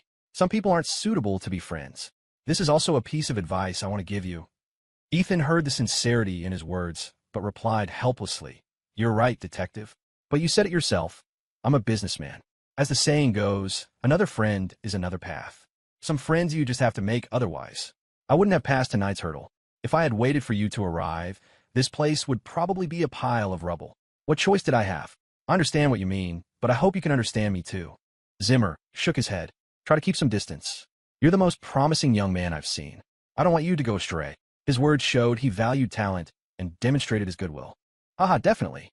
I'm always reminding myself not to go astray. You can rest assured on that." Ethan laughed heartily. Zimmer flicked the ash from his cigarette and said seriously, "Good. There are some things, some words, that can't be said openly. But you're smart. You can grasp my meaning. Mr. Ford, if anything happens, you can call me anytime. Although this isn't my jurisdiction, fate has brought us together somewhat. I can help where I can." Ethan nodded and said solemnly, "Thank you for your kindness, detective. I am incredibly grateful. I hope to make friends like you." "Huh. Making friends is no problem. But I'm not in the habit of putting handcuffs on my friends. I hope that day never comes," Zimmer said in a half-joking tone. "Of course. I'm the most law-abiding citizen around. Our group has a professional legal compliance team." Ethan smiled. "All right then. Since you understand my meaning, I won't disturb you further. It's almost midnight. I should head back." Zimmer stubbed out the half-smoked cigarette and stood up. Ethan stood up as well, suddenly raising a hand to stop him. "Please wait, detective." "HM? Mr. Ford, is there something else?" Zimmer stopped and turned back, asking in confusion. Ethan stared at him, revealing a strange smile. "I really have you to thank for today, detective. If I gave you other gifts, you probably wouldn't accept them. But I have another gift I want to give you. I think you'll take this one." Zimmer raised an eyebrow. "What gift?" Ethan tapped the desk. "A merit, a massive credit-earning bust." Meanwhile, inside a luxury private room at the Onyx Room Club near the University District, more than 10 people were drinking inside. Hostesses wove through the crowd. The noisy room was filled with colorful lights and drifting smoke. "Boss Cross, I'm really sorry. I intended to mess that kid Ethan up tonight, but I didn't expect 2 cops to show up. A real shame." Quentin raised his glass to Damian Cross. He had come to report immediately after leaving the internet cafe. Failing the task made him lose some face. "It's fine. There's plenty of time to get him. You worked hard making the trip tonight, brother. Let the boys let loose and have fun," Damian said magnanimously, acting as if he didn't care whether tonight's plan succeeded or not, highlighting his broad-mindedness. Quentin stood up and moved 2 seats closer, actively clinking glasses with Damian, holding his glass slightly lower as a mark of respect. Right, Boss Cross is right. Plenty of chances. But I still have to punish myself with a drink for tonight," Quentin said politely. Hey, no need for that. Punish what? We're brothers, I understand." Damian feigned dissatisfaction. Quentin had been operating in the University District for years. The reason he could do business there was mostly due to his good relationship with Damian, which made everything smooth sailing. For the two of them, it was a mutual need. Damian had money and could make money. Usually, he would give Quentin a monthly dividend, acting as his backer. Quentin, in turn, was responsible for the stability of Damian's business venues. The reason no one dared to cause trouble in Damian's places was precisely this. It could be said that they had a mutually beneficial cooperative relationship. They had worked together for several years, were on good terms, and called each other brothers. The two clinked glasses and downed them in one go. Damian suddenly asked, "Brother Quentin, which one of the boys led the team tonight?" "Haha, it's a good brother of mine, Hightower. That kid doesn't know anything except fighting," Quentin teased. Speaking of him, he shouted to Hightower, who was hugging a girl in the middle of the room, "Hightower, come over and have a drink with Boss Cross." "I coming." Hightower ran over enthusiastically, holding his glass. "Ah, so it's Brother Hightower. I remember now." Indeed, a very capable brother, Damian realized upon seeing him. He had drunk with Hightower a few times and met him on several occasions. He usually only dealt with Quentin and didn't know much about his subordinates. "Hello, Boss Cross." Hightower shouted carelessly, raising his glass to clink with Damian. Damian clinked glasses again and sized Hightower up. Although this young man was young, he had a mature thug aura about him. He had clearly started running the streets early. But why did Quentin suddenly promote him to handle this matter? "Brother Quentin, your subordinates are full of talent." "Huh," Damian praised. Quentin straightened his suit and smiled. "Ah, you flatter him. He still has a lot to learn. Just knowing how to fight is useless. His sister asked me to guide him more, teach him. Luckily, he hasn't embarrassed me." Quentin was dating Hightower's sister, and they had reached the point of discussing marriage. Quentin treated her well, and, loving the house and its crow, looked after this future brother-in-law. He intended for Hightower to share some duties and lead some brothers in the future. Hightower hadn't disappointed him either. He was clearly talented in this line of work, clean, ruthless, and deeply liked by Quentin. The only bad thing was that he was too young and aggressive, lacking restraint. But Quentin believed that with some polishing of his character, Hightower would be able to shoulder heavy responsibilities in the future. Haha, a talent indeed. Not bad, not bad. Damien didn't spare his praise. Hightower was a bit dizzy from the flattery, coupled with the alcohol. He patted his chest and said, "Boss Cross, don't worry. Leave that kid Ethan to me. I guarantee I'll take care of him properly. I can crush him with one hand." Damien clapped. Good. Brave. Young people really have drive. However, to get that kid Ethan, we still have to target his 3 internet cafes first. We still have to force him, make him unable to resist starting a fight.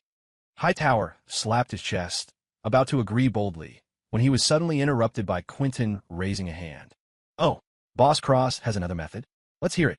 Quentin leaned in and whispered. He wasn't stupid. He wouldn't agree immediately like Hightower. He wanted to hear Damien's words before deciding. Although he had a good relationship with Damien and handled these matters, not everything was worth doing. At the very least, he couldn't be used as a gun. Damien blew out a smoke ring, chuckled, and whispered a few words into Quentin's ear. After listening, Quentin raised an eyebrow and smiled. Boss Cross's plan is good. Don't worry about those small things. I'll handle it. But who's going to make the move on Ethan? Damien sat up straight, gently patted a man on his other side, and narrowed his eyes with a smile.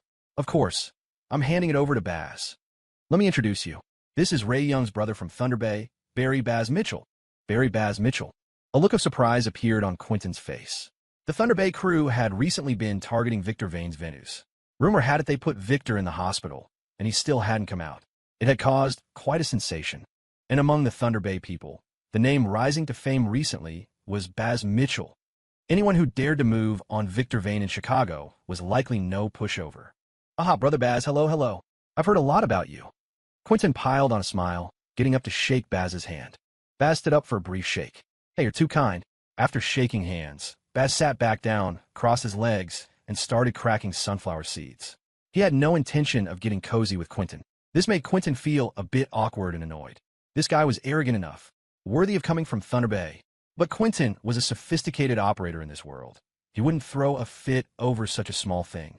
Instead, he said generously, with Brother Baz helping Boss Cross, taking care of that kid Ethan will be a breeze. He could hold it in, but Hightower didn't have his patience. Hightower muttered sarcastically, "Hey, maybe." Clang. Baz suddenly slammed his heavy glass down, making a harsh sound. Quentin's heart skipped a beat.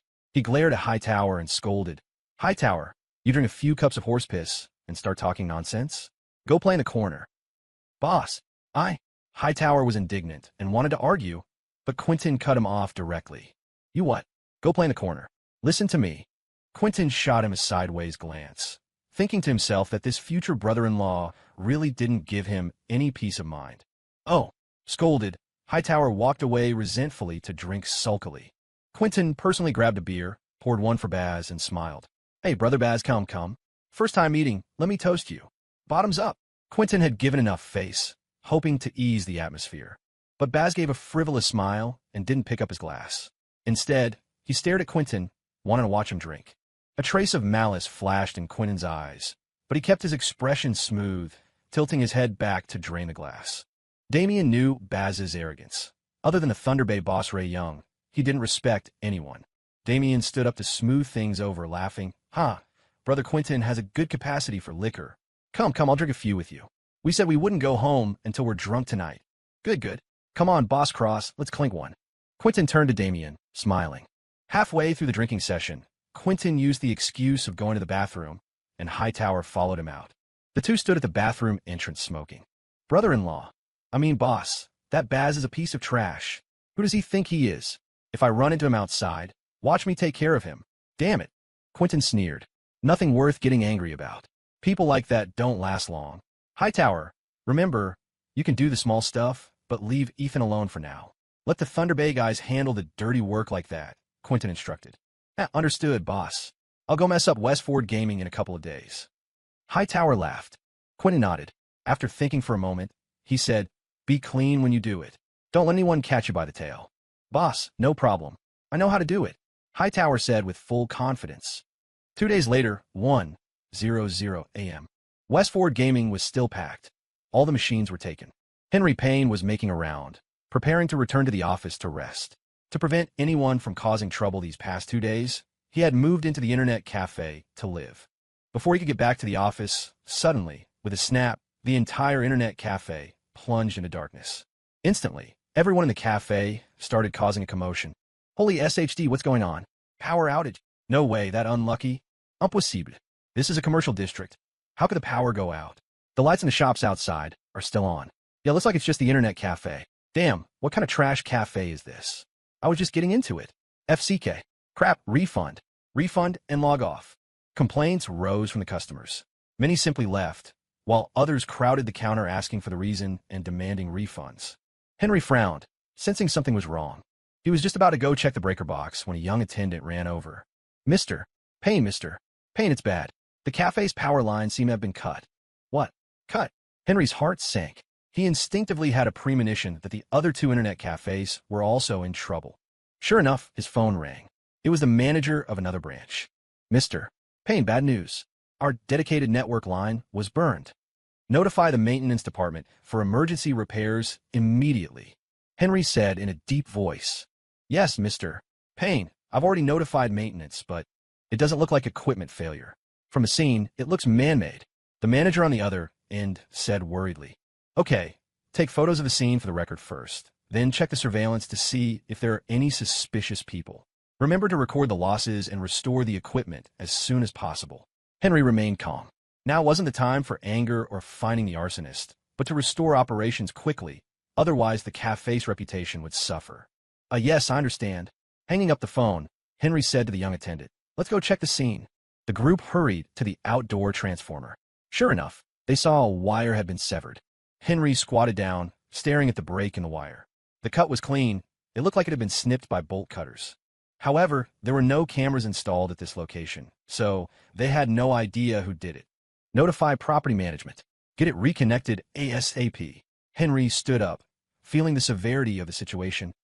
The 5th day after the incidents at Westford Gaming, a notice of temporary suspension of business hung on the door of the cafe. That morning, in the conference room of Westford Group, the heads of various branches and departments gathered. Ethan sat at the head of the table, looking gloomy, twirling a gel pen in his hand. "Ethan, everyone's here," Wayne Tank, Turner reminded him in a low voice.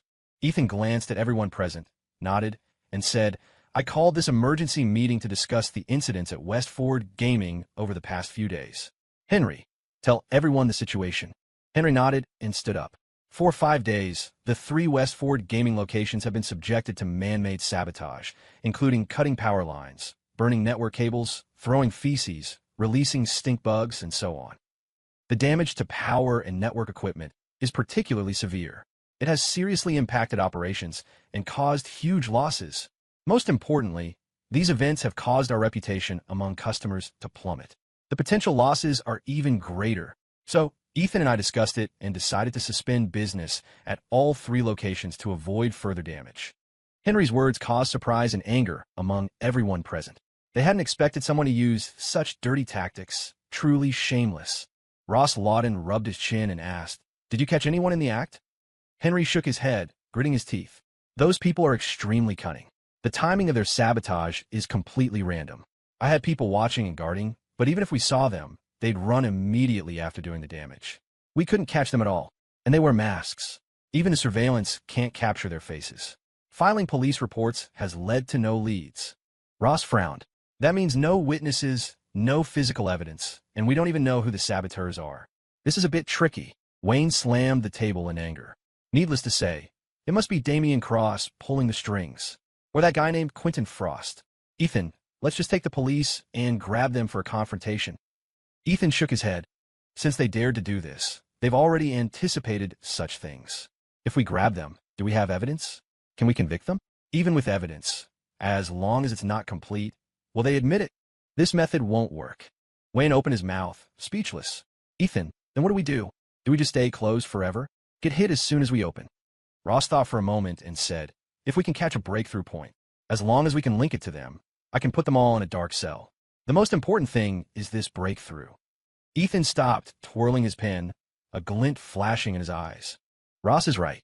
There must be a breakthrough. If we can't find this breakthrough ourselves, then we'll let them deliver it to our doorstep. Wayne was stunned. Everyone else was stunned too.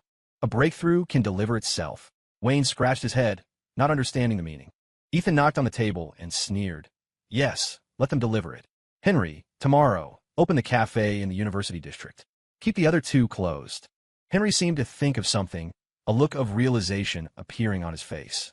He nodded in response. Okay, Ethan, I'll go over first thing tomorrow morning. Ethan turned to Wayne. Tank, Westford Electronics has a lot of staff. Arrange some manpower to guard the perimeter of the internet cafe. I'll have Big Ed coordinate with you. Understood. Wayne nodded heavily. Ethan looked at Ross and instructed, Ross, prepare to sue Maxim Inc. Use whatever pretext you can. Don't let Damian Cross run. President, no problem. I'm good at this. Ross pushed up his glasses, smiling like an old fox. Ethan turned to Henry. Henry, have Westford Gaming's finance department calculate the losses. Try to make it as large as possible. Arrange the loss inventory in advance. Okay, I'll notify the finance department shortly, Henry responded. Ethan gripped the pen tightly, his voice cold. Since Damian Cross wants to play so badly, we'll play a big game with him. The next day, 11:00 p.m. The street outside Westford Gaming was deserted. Two motorcycles approached from the distance and stopped at the mall entrance. Hightower, we're here. How do you want to play tonight? Haha. A youth in a black hoodie asked with a grin. Just burn the transformer box and retreat. Save the trouble. Hightower laughed ruthlessly, patting the backpack in his hand, which contained homemade Molotov cocktails. Hey, Westford Gaming is stubborn enough. We've hit them so many times, and they still dare to open for business. We'll bankrupt them. Skrewing. The hoodie youth said excitedly. Doing this kind of thing gave him a rush. Hightower sneered. As long as they're open for a day, we hit them once. We'll hit them until they close. Augur, go scout first. See what the situation is inside. The guy named Augur looked ordinary, wearing black-rimmed glasses. He didn't look like a thug. He was the one who scouted first every time.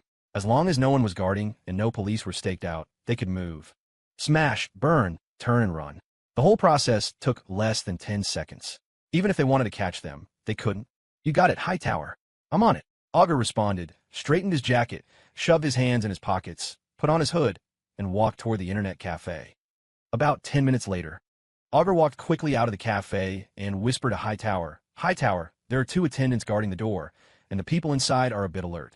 We can't touch the network cables, but no one is watching the transformer box.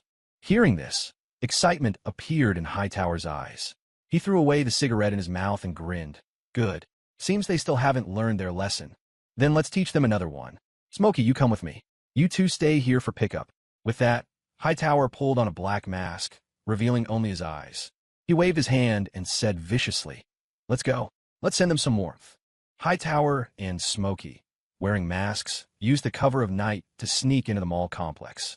Westford Gaming was located inside the mall, but its dedicated transformer box was located in a corner of the exterior corridor. That was their target. Hightower ran past the surveillance zone of the cafe, reaching the end of the corridor where he found the newly repaired transformer box. The transformer box had been secured with a new iron cage to prevent the wires from being cut again, but there were gaps on all sides of the cage.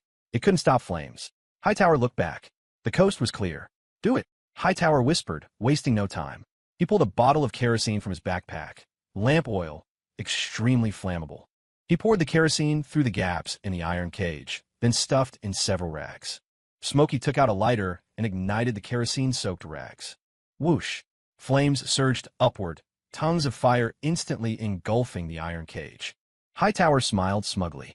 This time, the internet cafe would probably be down for 10 days to 2 weeks. Moo!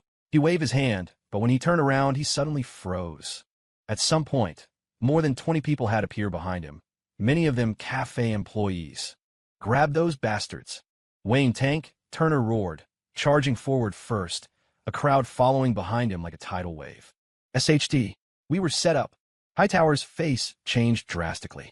He cursed, but now wasn't the time to stand there. Run. Run fast. Seeing his retreat completely blocked, Hightower saw only a window on one side of the corridor. But the window was small, only big enough for one person to climb through. He couldn't care less and scrambled up first. Hi. Hightower, don't leave me. Smokey shouted frantically, trying to climb up too, squeezing into the window, opening to fight for position. FCK off. Hightower kicked him away, scrambled through the window, and fled. Smokey fell to the ground. Just as he tried to get up, he was pinned down firmly by Wayne and the group, unable to move. Don't move. Move again, and I'll beat you to death. Wayne slapped him across the face, dazing him. Put out the fire, quick. Wayne turned and shouted. Two employees rushed up with fire extinguishers, putting out the fire at the transformer box. The flames were quickly extinguished. Boss Turner, one of them got away. Someone shouted urgently, want to chase? He won't get far, Wayne said coldly. On the other side, Hightower jumped down to the ground in a panic, landing heavily and twisting his ankle. FCK. Damn it. Hightower cursed inwardly, already feeling that something huge was about to happen. It felt like he had walked right into a trap. Luckily, he was fast. Otherwise, he would have been caught red-handed. As for Smokey, he'd have to figure out a way to fish him out later. Gritting his teeth and enduring the pain, he sprinted toward the main entrance where two people were still waiting to pick him up. As long as he was okay and could escape, he could make other plans. Running to the roadside, he saw the two men who were supposed to be waiting on motorcycles standing motionless in a dark shadow. SHD, what are you two idiots waiting for? Trouble. Let's go. Hightower cursed, limping as he ran over. But the two men remained stiff and motionless. Fear was visible on their faces. They opened their mouths as if to speak, but didn't dare. When Hightower reached the motorcycles and saw they still hadn't moved, a sense of dread suddenly rose in his heart. Clang, clang. Suddenly, strange sounds echoed from all around, like metal striking metal, followed by countless footsteps. Where do you think you're going? A clean-cut young man walked out of the darkness ahead, hands in his pockets. It's you. Hightower's pupils constricted violently. The clean-cut young man in front of him was the behind-the-scenes boss of the internet cafe, Ethan Ford. He was completely stunned, his heart shaking violently. Ethan appearing here meant his two lackeys had been neutralized. Sure enough, Big Ed was following behind Ethan. Behind the two lackeys, two men stepped out, holding shining weapons against the lackeys' backs. No wonder they hadn't dared to move. Before he could recover, dense silhouettes emerged from the formerly deserted street ahead. At a glance, they were uncountable. Many of them held steel pipes and pitchforks. His pupils shrank, instinctively backing away. He wanted to turn and run. But looking back, just as many people appeared behind him, all dressed in black, cigarettes in their mouths, looking fierce. Both ends of the street were blocked. A look of despair appeared in Hightower's eyes. Only two words remained in his mind. It's over. Big Ed sprinted forward and kicked him in the stomach. The immense force sent Hightower flying backward several meters. Pain. He felt as if his internal organs had been shattered. He struggled to prop himself up. Looking up, Big Ed was already in front of him, that massive head and fierce, square face terrifying to behold. Get up. Big Ed yanked his mask off with one hand and lifted him from the ground like a baby chick. Hightower went completely limp. Fear occupied his mind, his hands trembling uncontrollably, leaving him with no will to struggle or resist. Weren't you pretty tough a while ago? Let's see you be tough now. Big Ed sneered, slapping him across the face with a backhand. Smack! The slap was crisp and loud, instantly swelling his cheek. Mr. Ford, how do we handle this? Big Ed dragged him over to Ethan. Ethan kept his hands in his pockets, staring coldly at Hightower. Hightower felt his blood run cold under that icy gaze, a chill running down his spine. He didn't dare make eye contact. Ethan suddenly grabbed a handful of his hair and said coldly, Damian Cross and Quentin Frost like to play, right? I said I'd play with you until the end. Since the game has started, don't think about stopping. It's life or death.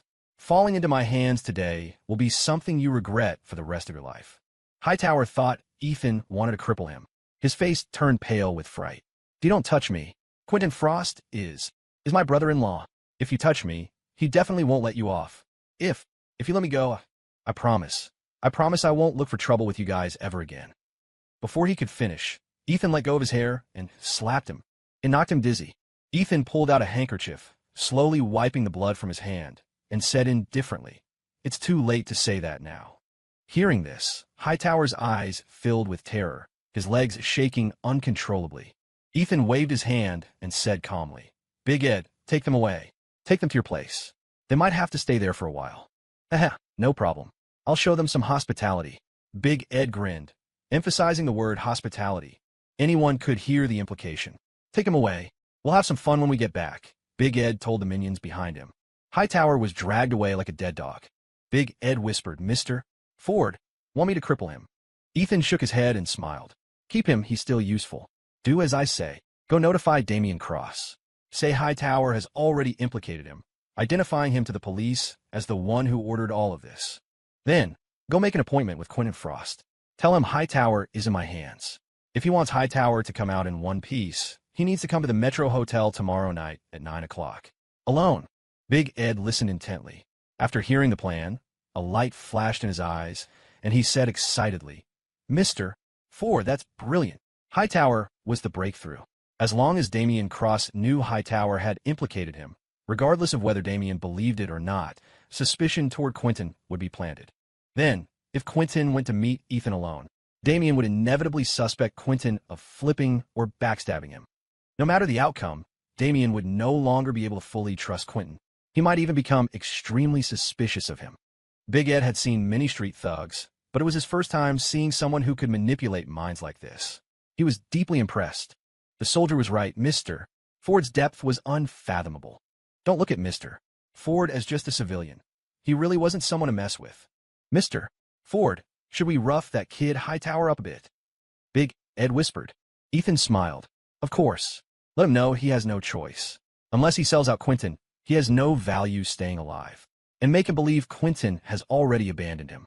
Big Ed clapped his hands excitedly. Haha, Mr. Ford, I get it. Mr. Ford, then I'll go handle that kid first. Ethan nodded. Go ahead. Big Ed bowed to Ethan. It was genuine admiration. Big Ed left with his men, and Henry walked over. Ethan, do we start the operation tomorrow? A ruthless look gradually emerged in Ethan's eyes as he said indifferently, Yeah, it's time to make them pay the price. The next day at noon, Maximic. Damian Cross was sitting leisurely at his tea table, tasting tea. Sitting across from him was Barry Baz Mitchell. Baz, try this. A friend of mine brought this Pre-Ching Ming Longjing back from Hangzhou. The taste is quite good, Damian offered. He didn't actually know much about tea, but he wanted to show off his high-class taste in front of Baz. Baz took a cigarette, tapped it on the table, and said disdainfully, Tea? Boring. I only drink booze. Damian put down his teacup and smiled. Hey, booze is good. Tea is good. You should try everything. Baz lit the cigarette, squinting. Boss Cross looks to be in a good mood today. You didn't call me here just to drink tea, right? I don't have that much time. Damian laughed. Haha, Baz, you're still so impatient. I called you here today because, of course, there's something in it for you. With that, Damian opened the drawer under the table, took out a gift box, and pushed it in front of him. Baz glanced at it and asked, Boss Cross, isn't it a little early for holiday gifts? Hey, look inside and you'll know. Damian also lit a cigarette. Baz took the box and opened the lid. Stacks of red bills were revealed before his eyes. 10 stacks. A clean 100,000. Boss Cross really is generous. Haha, I love doing business with friends like you. A smile finally appeared on Baz's face as he closed the lid. Damian chuckled lightly. It's only right.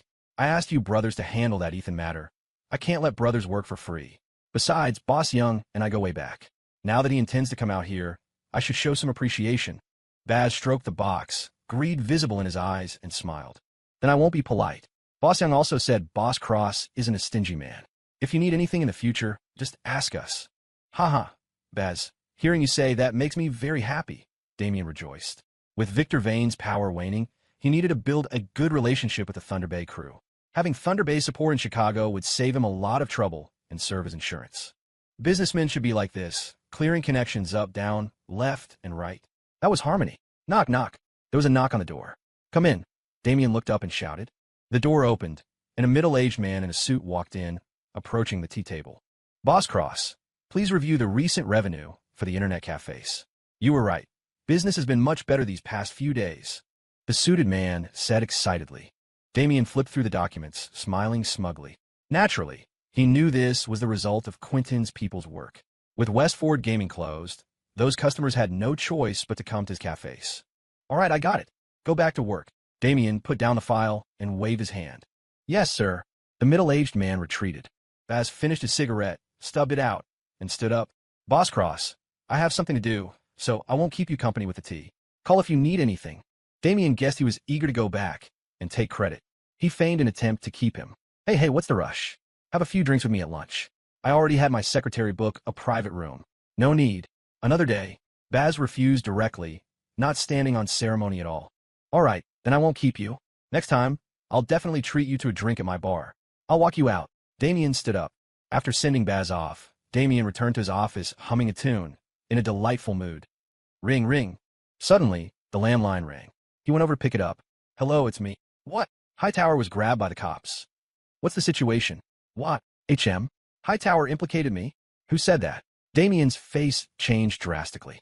After listening to the call, he slammed the receiver back down, his fingers trembling slightly. The call was from one of his subordinates. The news that Hightower had been arrested came from Victor Vane's side, and they said with certainty that Hightower had given him up. This news was undoubtedly a bolt from the blue for him. Although he couldn't verify the authenticity of the news yet, it left his heart hanging in suspense. He frowned, feeling uneasy, pacing back and forth, thinking, if this news was true, it meant the cops might already be watching him. Hightower was an ironclad witness. Plus, the things his subordinates did weren't clean to begin with. If they really dug into it, it would be a huge problem. He could go to jail at any moment. The more he thought about it, the more uneasy he became. He quickly took out his mobile phone, wanting to call Quentin to confirm the news. Hightower was Quentin's man. He would definitely know. He dialed the number, but the line was busy. No answer. Suddenly, the sound of rapid footsteps came from outside the door. Then the door was pushed open, and a person walked in quickly. It was Quentin. Quentin's face was very ugly as soon as he entered. He said in a deep voice, Boss Cross, something happened to Hightower.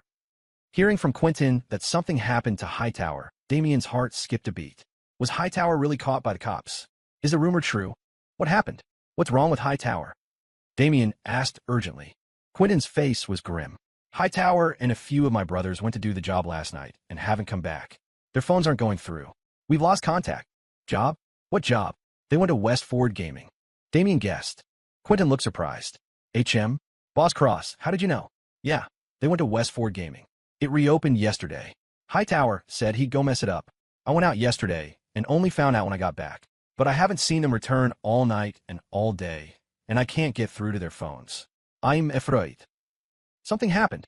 Damien frowned, sitting at the tea table. He lit a cigarette on his own, pondering. Do you think Hightower got grabbed by the cops? I don't know either. The most important thing now is to find out his whereabouts. Quentin said gravely. Damien blew out smoke. Whereabouts? They went to hit West Ford Gaming last night and didn't come back. Where do you think they are?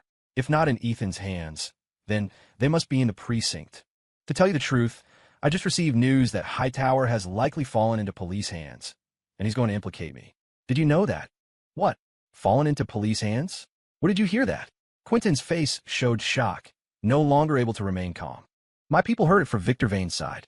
If Hightower is missing, then it's basically confirmed. The most important thing now is, will Hightower sell me out? There was anger in Damien's voice. What he hated most was betrayal. If Hightower sold him out, he definitely wouldn't be able to escape involvement.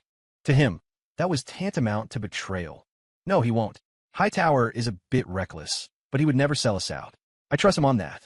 Quentin said with certainty. Yeah, Brother Quentin, are you really that confident? Damien said abruptly. He had been in the underworld for many years and seen all kinds of people. He had seen plenty of people who talked about brotherhood and loyalty usually, but flipped when it mattered. Quentin was Hightower's brother-in-law, so naturally, he trusted him. But Damien didn't have that deep of a relationship with Hightower. If Hightower confessed that he ordered the hit on West Ford Gaming, it would drag him straight into the water. How could he believe Hightower would keep his mouth shut? Boss Cross, what do you mean by that? Do you not trust Hightower, or do you not trust me? Quentin's face darkened instantly. Damien didn't answer the question.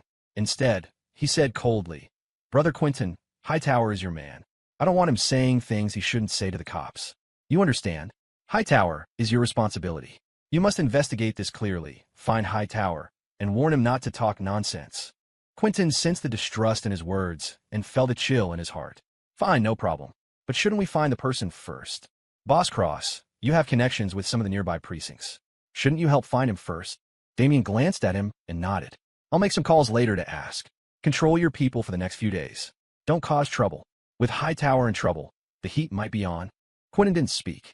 He sat down and lit a cigarette. The office fell into a deathly silence. The atmosphere between the two was eerie. Just then, a ringtone broke the calm. It was Quentin's cell phone. Quentin took out his phone. It was a strange number. He answered immediately. Who is this? That Quentin Frost, right? A deep voice came from the other end. Who the hell are you? Quentin raised an eyebrow. Ah, you don't need to worry about who I am. I'll just say one thing. You don't want Hightower to go to jail lying down, do you? Quentin's heart seized. He shot up from his seat, demanding, Hightower is in your hands. Listening from the side, Damien's heart also tightened, staring closely at Quentin. The person on the other end continued. That's right. Hightower is in our hands. If you want him safe and sound, come to the Metro Hotel, Box 888, tonight at 9 o'clock. Our Mr. For wants to see you. You're Ethan's man? Quentin's face changed drastically. If Hightower had fallen into Ethan's hands, it was truly ominous. Pass a message to Ethan. If Hightower is missing any parts, I'll pay it back on him 100-fold. Quentin threatened fiercely. Quentin, are you qualified to negotiate with us? If you don't come tonight, wait to collect Hightower's corpse. The person on the other end said. Just as Quentin was about to explode, the other party hung up. FCK him. Quentin cursed, his face gloomy enough to drip water. Damien stubbed out his cigarette and asked quickly. Who was it? Found Hightower. It was Ethan's man. Hightower is in Ethan's hands. They invited me to meet at the Metro Hotel tonight at 9. Quentin said truthfully. Hearing this, Damien's heart sank. Ethan invited you to meet at a hotel. Probably nothing good. I don't know yet, but I have to make this trip, Quentin said firmly. If he didn't get Hightower out safely, his subordinates wouldn't follow him anymore. Morale would scatter. Most importantly, Hightower was his future brother-in-law. Damien knocked on the table, glancing at him. Ethan caught Hightower and now wanted to negotiate. He was probably using Hightower as a bargaining chip. What could the two of them trade? One could guess with their toes. Ethan was definitely coming for him. If this guy Quentin reached some kind of cooperation with Ethan, wouldn't he be stabbed in the back? Damien took out a cigarette and handed it to Quentin. Brother Quentin, that kid Ethan is as cunning as a fox. Dealing with him, you have to be careful. If anything happens, call me anytime. If, and I mean if, as a last resort. It might be best if Hightower disappeared. As he spoke, a ruthless look flashed in his eyes. Quentin raised an eyebrow. He didn't take the cigarette. Anger appeared in his eyes as he questioned. Boss Cross, what do you mean? You want Hightower dead? Damien said coldly. That is the best scenario for us, isn't it? Quentin suppressed the anger in his heart, playing with his lighter, flicking it on and off. Boss Cross, is it necessary to be so extreme? Damien took the cigarette back and lit it himself. I don't want to go that far either. It's best if we don't have to. He pushed the lighter in his hand toward Quentin and continued. But, Brother Quentin, being in this life, don't we all have this awareness? Quentin stood up, grabbed Damien's lighter, and smashed it hard against the floor. Bang! The lighter exploded on the ground. Boss Cross, you're drunk. I hope this is the last time you say something like that to me. Quentin, what is the meaning of this? Damien roared, slapping the table so hard it shook. You should understand exactly what I mean, Boss Cross, Quentin replied coldly. With that, he turned and left without looking back. Damien watched helplessly as Quentin walked out. Unable to contain his rage any longer, he grabbed a teacup from the table and smashed it on the floor. Crash! The cup shattered. Son of a BTCH. Just a dog working for scraps, and he dares to give me attitude. Damien's face was twisted with fury, cursing loudly. In his eyes, Quentin was no different from Baz, just a dog he paid to do work. He had given him plenty of benefits over the years, yet he dared to speak to him like that. After his anger subsided, he quickly calmed down. Hightower wasn't with the police. He was in Ethan's hands. But the difference wasn't significant. If Ethan sent Hightower to the police station, Hightower was still very likely to implicate him. Otherwise, news wouldn't have leaked from Victor Vane's side. He didn't dare bet on Hightower keeping his mouth shut. Now Ethan wanted to meet Quentin alone. If it wasn't for a peace talk, there would be no need to meet. It seemed Ethan wanted to use Hightower as a bargaining chip to make some exchange with Quentin. This was highly probable. Quentin, would he flip? Damien's face changed drastically at the thought. He couldn't sit and wait for death. He had to prepare. Pacing around the office a few times, he suddenly took out his phone to make a call. Little Sue, call legal manager Gua over to see me. Also, give me a plane ticket to New York for tomorrow. Yes, tomorrow. He planned to go out of town to lay low and see what happened with Quentin. He prepared for the worst. If Hightower exposed him, he would use all his legal resources to fight it. As long as the physical evidence wasn't complete, he could still maneuver for a while, and then figure out a way to rescue Hightower, the witness. If Quentin dared to flip, he would use his Thunder Bay connections to make Quentin pay a painful price. Night, basement of the Royal KTV. In the dim basement, Hightower was tied to a chair alone, unable to move. His spirit was withered, his eyes lifeless. He was exhausted from struggling, coupled with not eating or drinking a drop of water for a day and night, and being beaten all night. He couldn't sleep or rest for a moment. Suddenly, footsteps approached. Big Ed came down holding a bottle of water and sat in front of him. "Want a drink?" Big Ed shook the water in front of his eyes. Hightower's lips were cracked, and seeing the water made his throat burn even more. He opened his mouth but held his words back. He really didn't want to sell out Quentin. Big Ed sneered, still acting tough. "But I'll tell you some good news. Quentin has already let word out that you've gone rogue. Now, as soon as you appear, he'll definitely throw you into the river. He's in a hurry to cut ties with you." Hightower's pupils constricted violently. He croaked, "No, impossible." Big Ed crossed his legs, speaking with certainty. "Hey, you're too naive. In this world, for money, is anything impossible? Now, even if you identify him as the one who ordered you to cause trouble, he has plenty of ways to disassociate from you. Don't you know what kind of person Quentin is? Even if he didn't want to do it, do you think Damian Cross wouldn't make him? Will Damian Cross let you go? Stop being naive." Hightower's face instantly turned pale. He knew what kind of person Damian Cross was.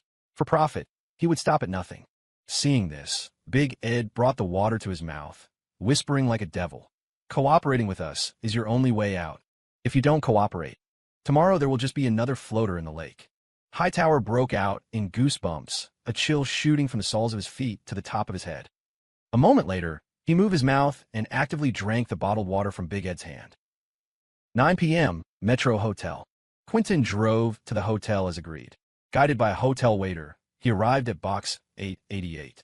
Before entering the private room, two men in suits searched him to confirm he wasn't carrying any weapons. "Please, Mr. Ford is inside." One of the men opened the door. Quentin's face was cold as he stepped inside. As soon as he entered the room, he saw only two people, Ethan Ford and Henry Payne. "Hey, you're here. Seat." Ethan smoked a cigarette, neither standing up nor intending to shake hands. Quentin sat opposite Ethan and said coldly, "Cut the crap. Name your conditions. What will it take to release him?" Ethan stood up, turned to pour a glass of red wine, and said without looking back, "Before discussing that, I want to confirm something first. Who ordered Hightower to mess with my internet cafe? Was it you or Damian Cross? Or rather, was it Damian Cross who told you to mess with me?" With that, Ethan turned around, staring at him coldly. Quentin snorted. "Ethan, aren't you asking what you already know?" "I'm asking you to answer," Ethan shouted. Quentin's face flushed with anger. Having run the university district for so long, when had he ever been yelled at by a young man? But reason made him calm down. He said in a deep voice, "It was Damian Cross who told us to do it.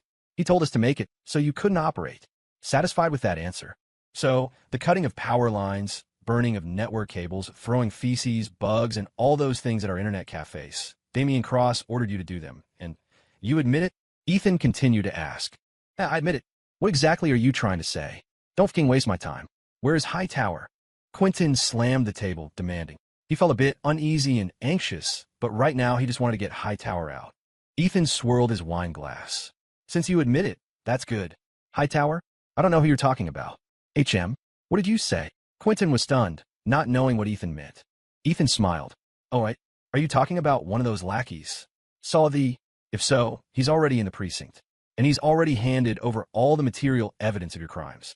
That lackey you call Hightower will probably identify you personally." Quentin's face changed drastically. He slammed the table and stood up, shouting hysterically, "Ethan, what do you mean?" He suddenly felt this negotiation was a trap. Ethan didn't intend to negotiate at all. A ruthless look flashed in Ethan's eyes as he said coldly, "You ask me what I mean? I'm telling you kindly. I want to invite you to prison." Beside him, Henry stood up, turned off the video camera hidden in the corner, and took out his phone. "Detective Zimmer, your man is here." Quentin's face instantly turned pale, staring at Ethan in shock. Ethan didn't want peace. He wanted to put him away. This young man was too damn vicious. This was a trap from start to finish. Damian's words suddenly flashed through his mind, and everything became clear. The news about Hightower being caught was definitely leaked to Damian by Ethan on purpose, then purposely inviting him out alone to negotiate. The underlying purpose gradually emerged. To make Damian suspicious of him. daring not to trust him anymore. That way, Damien definitely wouldn't collude with him, and even less likely use resources to fish him out of the police station. FCK, so ruthless. At this moment, he felt fear toward the young man in front of him. Deep fear. This young man was terrifying. In an instant, Quentin figured out many things, but it was too late. He collapsed in his seat, limp. Bang! The door burst open. Detective Zimmer rushed in with a group of officers. 2 officers immediately put the silver bracelets on him. Quentin looked numb, despair appearing in his eyes. It was over. Everything was over. Zimmer walked up to him and said coldly, "Quentin Frost, you are suspected of damaging others' property, involvement in multiple violent incidents, robbery, and intentional injury. Please come with us." Quentin Frost was dragged away by 2 officers, facing a sentence that would likely span decades. Detective Zimmer watched him go, then turned to Ethan Ford with a faint smile. "Mr. Ford, I really have to thank you for this." Ethan kept a serious expression. "Helping the police remove a threat to the community is just my duty. If anything, I should be thanking you." Zimmer couldn't help but chuckle at Ethan's earnest demeanor. "Mr. Ford, you can run your business with peace of mind now, right?" He understood perfectly well that the credit Ethan had handed him was simply a tool to remove a business obstacle. It was a tacit understanding between them. "Of course, thanks to you. But there's still one more person before I can truly rest easy," Ethan said with a light laugh. "Damien Cross." "I know. Rest assured, we won't let any criminal slip through the cracks," Zimmer said sternly. "I believe you completely, Detective Zimmer. With you around, Chicago is a safer place," Ethan said sincerely. Zimmer waved his hand dismissively. "No need to butter me up. I'm just doing my job. I'll say it again. I hope you keep your business clean, Mr. Ford. Don't go down the wrong path." With that, Zimmer turned and walked away. Ethan watched his retreating back, falling into deep thought. Could anyone hoping to complete the accumulation of primitive capital truly avoid the gray areas? It was wishful thinking. Ethan understood the rules of the game intimately. The world wasn't black and white. It was complex. For every beam of light, there was a shadow, and between them lay a vast gray expanse, the playground for speculators and profit-seekers. Walking in that gray space was like dancing on a knife's edge, yet countless people flocked to it. Detective Zimmer was a righteous man, perhaps a bit idealistic. What he expected was noble, but not entirely realistic. If he didn't understand that, he would find it hard to survive within the system. "Ethan, are we moving on Damien Cross?" Henry Payne asked quietly from beside him. "Yeah," Ethan smiled. "Tomorrow morning, it's time to take out the trash." The next morning, Damien Cross arrived at Maxim Inc. early to arrange his affairs. He needed to lay low for a while. He had just stepped into his office when his attractive assistant rushed in. "Mr. Cross, it's bad. There's a group of people outside looking for you." "Looking for me? Who?" Damien looked up, puzzled. "They say they're from West Ford Group, and they seem to have brought people from the Bureau of Commerce," the assistant said anxiously. Damien's heart skipped a beat. He hadn't expected Ethan Ford to move this fast, but he wasn't afraid. He had a top-tier legal team. He wouldn't panic. "All right, let's go see," Damien said, standing up. They went to the front reception area. A dozen people were standing at the entrance, including several wearing badges from the Commerce Bureau and the IRS. "What's going on here?" Damien asked, his face darkening. A middle-aged man with glasses and a scholarly air stepped forward, introducing himself with enthusiasm. "Ah, you must be Mr. Cross of Maxim Inc. Nice to meet you. I'm the legal department manager for West Ford Group, Ross Lawton." "West Ford Group? Ross Lawton?" Damien looked the man up and down. He was thin and looked completely harmless. "That's right." Ross adjusted his glasses and smiled. "What are you doing here? Did West Ford send a lawyer to scare me?" "Ah." Damien scoffed. "Go call our legal department down here." Moments later, the 5 members of Maxim's legal team arrived, led by their director, Greg Stone. Greg puffed out his chest and confronted Ross. "I'm Greg Stone, legal director for Maxim Inc. If you have any business, discuss it with me. What's the meaning of this aggressive visit?" Damien stood with his hands behind his back, confident and composed. Westford sent one lawyer and thought they could cause trouble. He paid his legal team a fortune for a reason. They were experienced in corporate, civil, and criminal law, experts at cleaning up Maxim's messes. Ross faced the 5 of them alone, showing no fear. Instead, he looked calm. "Yesterday, an employee of West Ford Group slipped and fell in one of your internet cafes. The floor was excessively slippery, and your staff not only failed to apologize, but also verbally abused and humiliated him. Our employee went to the hospital and was diagnosed with minor injuries. Maxim Inc. must be held responsible. I have already filed a lawsuit demanding a public apology and compensation for all losses, including medical bills, nutritional supplements, lost wages, and emotional distress, totaling $15,000. As Ross's voice faded, the people from Maxim Inc. looked dumbfounded. What? Is this a joke? Damien stared, eyes wide. He had no idea about this. Besides, someone slipped? Who the hell sues over a slip and fall with this much fanfare? Wes Ford was definitely here to pick a fight. Ross placed a lawyer's letter on the reception desk and smiled. It's no joke. We've secured the evidence. Bullshit. You're shaking me down. Even if he fell, 15 grand? Is his ass made of gold? Damien raged. Ross pushed up his glasses again, speaking calmly. That employee is a high-level programmer holding a critical position in our group. His 2 days of rest caused our company to lose tens of thousands in profit. Maxim Inc. must bear all resulting losses. Damien was furious. He had never met someone so shameless. Greg Stone quickly held him back, afraid the situation would escalate. Mr. Cross, let me handle this. Damien suppressed his anger and let the professionals take over. Greg straightened his suit and addressed Ross.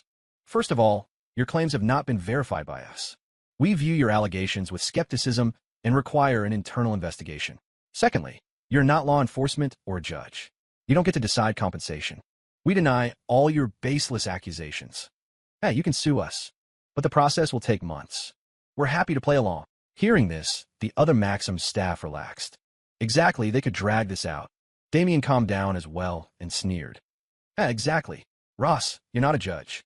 Win the lawsuit first. Ross didn't get angry. His goal was just to stall for time, to keep Damien here. If they wanted to argue, that was fine by him. Oh, right, there are other matters. We had employees consuming alcohol at your bar who became ill. I suspect Maxim Inc. S-bars are selling counterfeit alcohol and have reported it to the Bureau of Commerce. Also, regarding tax issues, there are discrepancies between your disclosed financial reports and actual payroll. I suspect tax evasion. As good citizens, it is our responsibility to report suspicious activity. Veins bulged on Damien's forehead. He wanted to tear Ross apart. This guy was a menace. You're the person in charge, Damien Cross, correct? An officer from the Commerce Bureau asked. Yes, that's me. Damien took a deep breath, trying to force himself to remain calm. We received a report that your businesses are selling counterfeit alcohol. We've already taken samples from your club. Now, we need to investigate your purchase orders, the officer stated seriously. Fine, do whatever you want. But let me say this, Maxim invests in the bars, we don't manage them. If there's a problem, investigate the managers. We're just investors. Of course, check the records all you want, Damien said with a cold sneer. He was confident he had insulated himself well enough. We're with the IRS. We need your cooperation as well. A tax official stepped forward. Whatever, Damien snapped. Greg's face was grim. He shouted at Ross. Ross Lawton, if your reports are false and disrupt our business operations, you will be held liable. I will sue you for malicious interference. Ross shrugged and smiled. Hey, you can sue me, but the process will take months. I'm happy to play along. He threw Greg's own words right back at him. You bastard. Greg nearly coughed up blood. He wanted to curse Ross's entire family, but remembering they were both lawyers, he forced it down, his face turning red. At that moment, the beautiful assistant checked her phone and whispered to Damien, Mr. Cross, your flight. Damien's face sank. If he kept wasting time here, he wouldn't make it. He glared at Ross. Ross, I don't have time to play with you. He turned ahead back to his office to grab his luggage. Ross put his hands in his pockets and said calmly, Trying to leave? I'm afraid you're not going anywhere today. Now, what does that mean? Are you daring to restrict my freedom of movement? Damien stared at him coldly. Ross grinned. I can't, naturally, but some people can. A middle-aged man in a police uniform stepped out from behind Ross. Damien Cross, I'm Detective Kincaid from the Economic Crimes Division. Until the tax issues are cleared up, you need to stay here and cooperate with the investigation. Here is the notice of investigation. What? Economic crimes. Damien's heart sank. Economic crimes was part of the police system. If they open a formal case, he couldn't leave. Fine, I'll cooperate, Damien said, his voice low, but his insides were turning to ice. These people, Ross included, they all seemed to be stalling for time. What were they waiting for? Could it be? Had something happened with Quentin Frost? The thought sent a shiver down Damien's spine, and his anxiety spiked. Time ticked by slowly. Everyone was gathered at the company entrance. Every second was torture for him. He paced back and forth like a cat on a hot tin roof. After about half an hour, he couldn't take it anymore. Officer, I have extremely urgent business to attend to. I'm afraid I can't cooperate any longer. If you have questions, talk to our legal team. Damien gritted his teeth at Kincaid. Damien Cross, you cannot leave. It is in your best interest to cooperate, Kincaid said with a cold face. Damien looked back at Greg Stone. Greg understood and stepped forward. Officer, this is just an investigation. Mr. Cross is not a suspect. You don't have an arrest warrant. If you continue to restrict his freedom, we will file an administrative lawsuit and lodge a formal complaint with your superiors. This is a procedural violation. Hearing this, Damien looked relieved. His legal team was worth the money. Exactly. Violation of procedure. You can't hold me. I'm filing a complaint against the Economic Crimes Division. Damien shouted. He looked at Ross and sneered. Ha! What can you do to me now? Ross checked his watch and smiled. Time should be about right. Damien paused. He didn't know what Ross meant. Time for what? But regardless, he needed to leave and lay low immediately. I don't have time for your games. I'm leaving. Let's see who dares to stop me, Damien said coldly. Idare. A voice boomed from outside the entrance, followed by the sound of heavy footsteps. Damien Cross, you aren't going anywhere today. Detective Zimmer strode in, a squad of officers behind him. Zimmer walked right up to Damien, displaying the arrest warrant in his hand. Damien Cross, you are suspected of multiple counts of assault, disruption of business operations, and destruction of property. You are hereby under arrest. Damien felt like he'd been struck by lightning. His face went pale. No, impossible. This is slander. What evidence do you have? Damien slapped the warrant away, screaming hysterically. Zimmer said coldly, Evidence? You should ask Quentin Frost about that. Quentin Frost. Hearing that name, the blood drained from Damien's face completely. Fuck. Quentin actually flipped. He looked up in disbelief, staggering back 2 steps. What Quentin? I don't know him. I don't know him. He's lying. Slander. Damien screamed like a madman, unable to accept that Quentin had sold him out. He had been cautious, planning to run today, but he never expected Quentin, who was calling him brother yesterday, to turn on him today. A bolt of lightning flashed in his mind. Ethan Ford. It must be that kid. What deal did Ethan make with Quentin yesterday? And West Ford's legal team blocking the door this morning. They were waiting for the police. This was all Ethan's calculation. Damn it. Yeah. Whether it's slander or not, you can explain it at the station. Cuff him. Zimmer ordered sharply. 2 officers stepped forward to restrain his hands. Damien's eyes were bloodshot as he struggled violently. Stop resisting, one officer shouted. 3 more officers rushed in, swept his legs, pinned him to the ground, and forced the handcuffs onto him. No matter how much he struggled, he couldn't break free. At this moment, Ross took out a second lawyer's letter, squatted down, and held it in front of Damien's face. Damien Cross, this is the official letter from West Ford Group. Maximic will be compensating West Ford Gaming for all damages, totaling $250,000. Don't worry, they're definitely paying this. All right, don't think I don't know about your illegal loan sharking and debt collection racket. TSK. Add those in, and you'll be spending the rest of your life inside. Damien's eyes bulged, spitting fire as he stared at Ross. He looked like a trapped beast, mentally collapsing in the face of death. Lewis, take him away. Everyone else, stay and collect evidence. Zimmer waved his hand. Yes, sir. Officer Lewis responded. He and another officer hauled Damien up and marched him out. Other officers began searching the office. Zimmer followed Lewis as they escorted Damien downstairs. When they reached the street, the sight of Damien being led away in cuffs caused passers-by to stop and stare. Damien kept his head down, face dark, his eyes darting around. The police car was parked by the curb. One officer went to open the door, leaving just Lewis holding Damien's left arm. Ahead, the traffic light was green. A large tour group was surging across the crosswalk. A flash of madness appeared in Damien's eyes. Taking advantage of Lewis's momentary distraction, he slammed his shoulder into the officer, knocking him aside. Run. I won't spend the rest of my life in prison. Absolutely not. Damien bolted, sprinting toward the crowd on the crosswalk with surprising speed. If he could mix in a crowd, he might have a chance. Damn it, Zimmer cursed and immediately gave chase. But before he could catch up, the light turned red. Traffic from both sides began to move. It was dangerous. Zimmer was blocked by the cars, forced to watch as Damien ran into the traffic. Damien ran, looking back over his shoulder. Seeing Zimmer blocked by the cars, a look of wild excitement crossed his face. I have a chance. But the next moment, as he turned his head back around, a box truck was speeding directly toward him. Bam! A massive crash echoed through the street. Damien was sent flying, his body smashing heavily onto a roadside dumpster in the distance.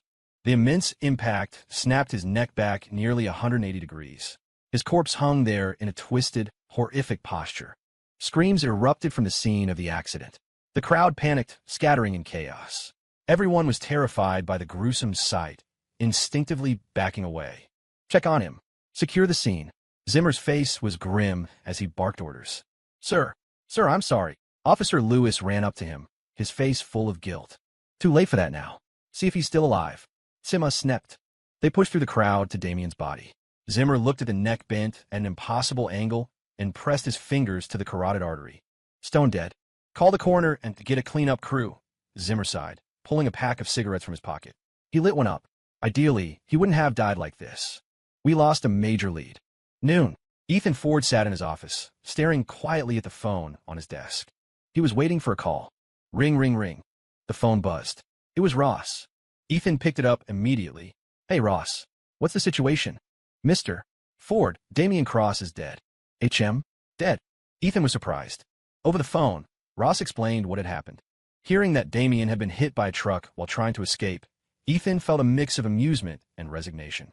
It seemed Damien was the type of villain who would rather die trying to flee than rot in a cell. The choice didn't entirely surprise Ethan. It was just a pity. With Damien dead, it would be harder to make a move on the Thunder Bay gang. An unexpected outcome. Ethan tapped the table, thinking for a moment. Ross, handle the compensation claim against Maxim. Try to take over their internet cafes. With Damien dead, Maxim will likely go into liquidation. We can take the cafe assets in lieu of cash. Ross instantly understood. The cash wasn't important. The goose that laid the golden eggs was. Understood, boss. I'll get it done.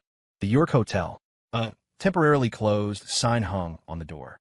Inside the dimly lit lobby, dozens of men were gathered, smoking, filling the air with a thick haze.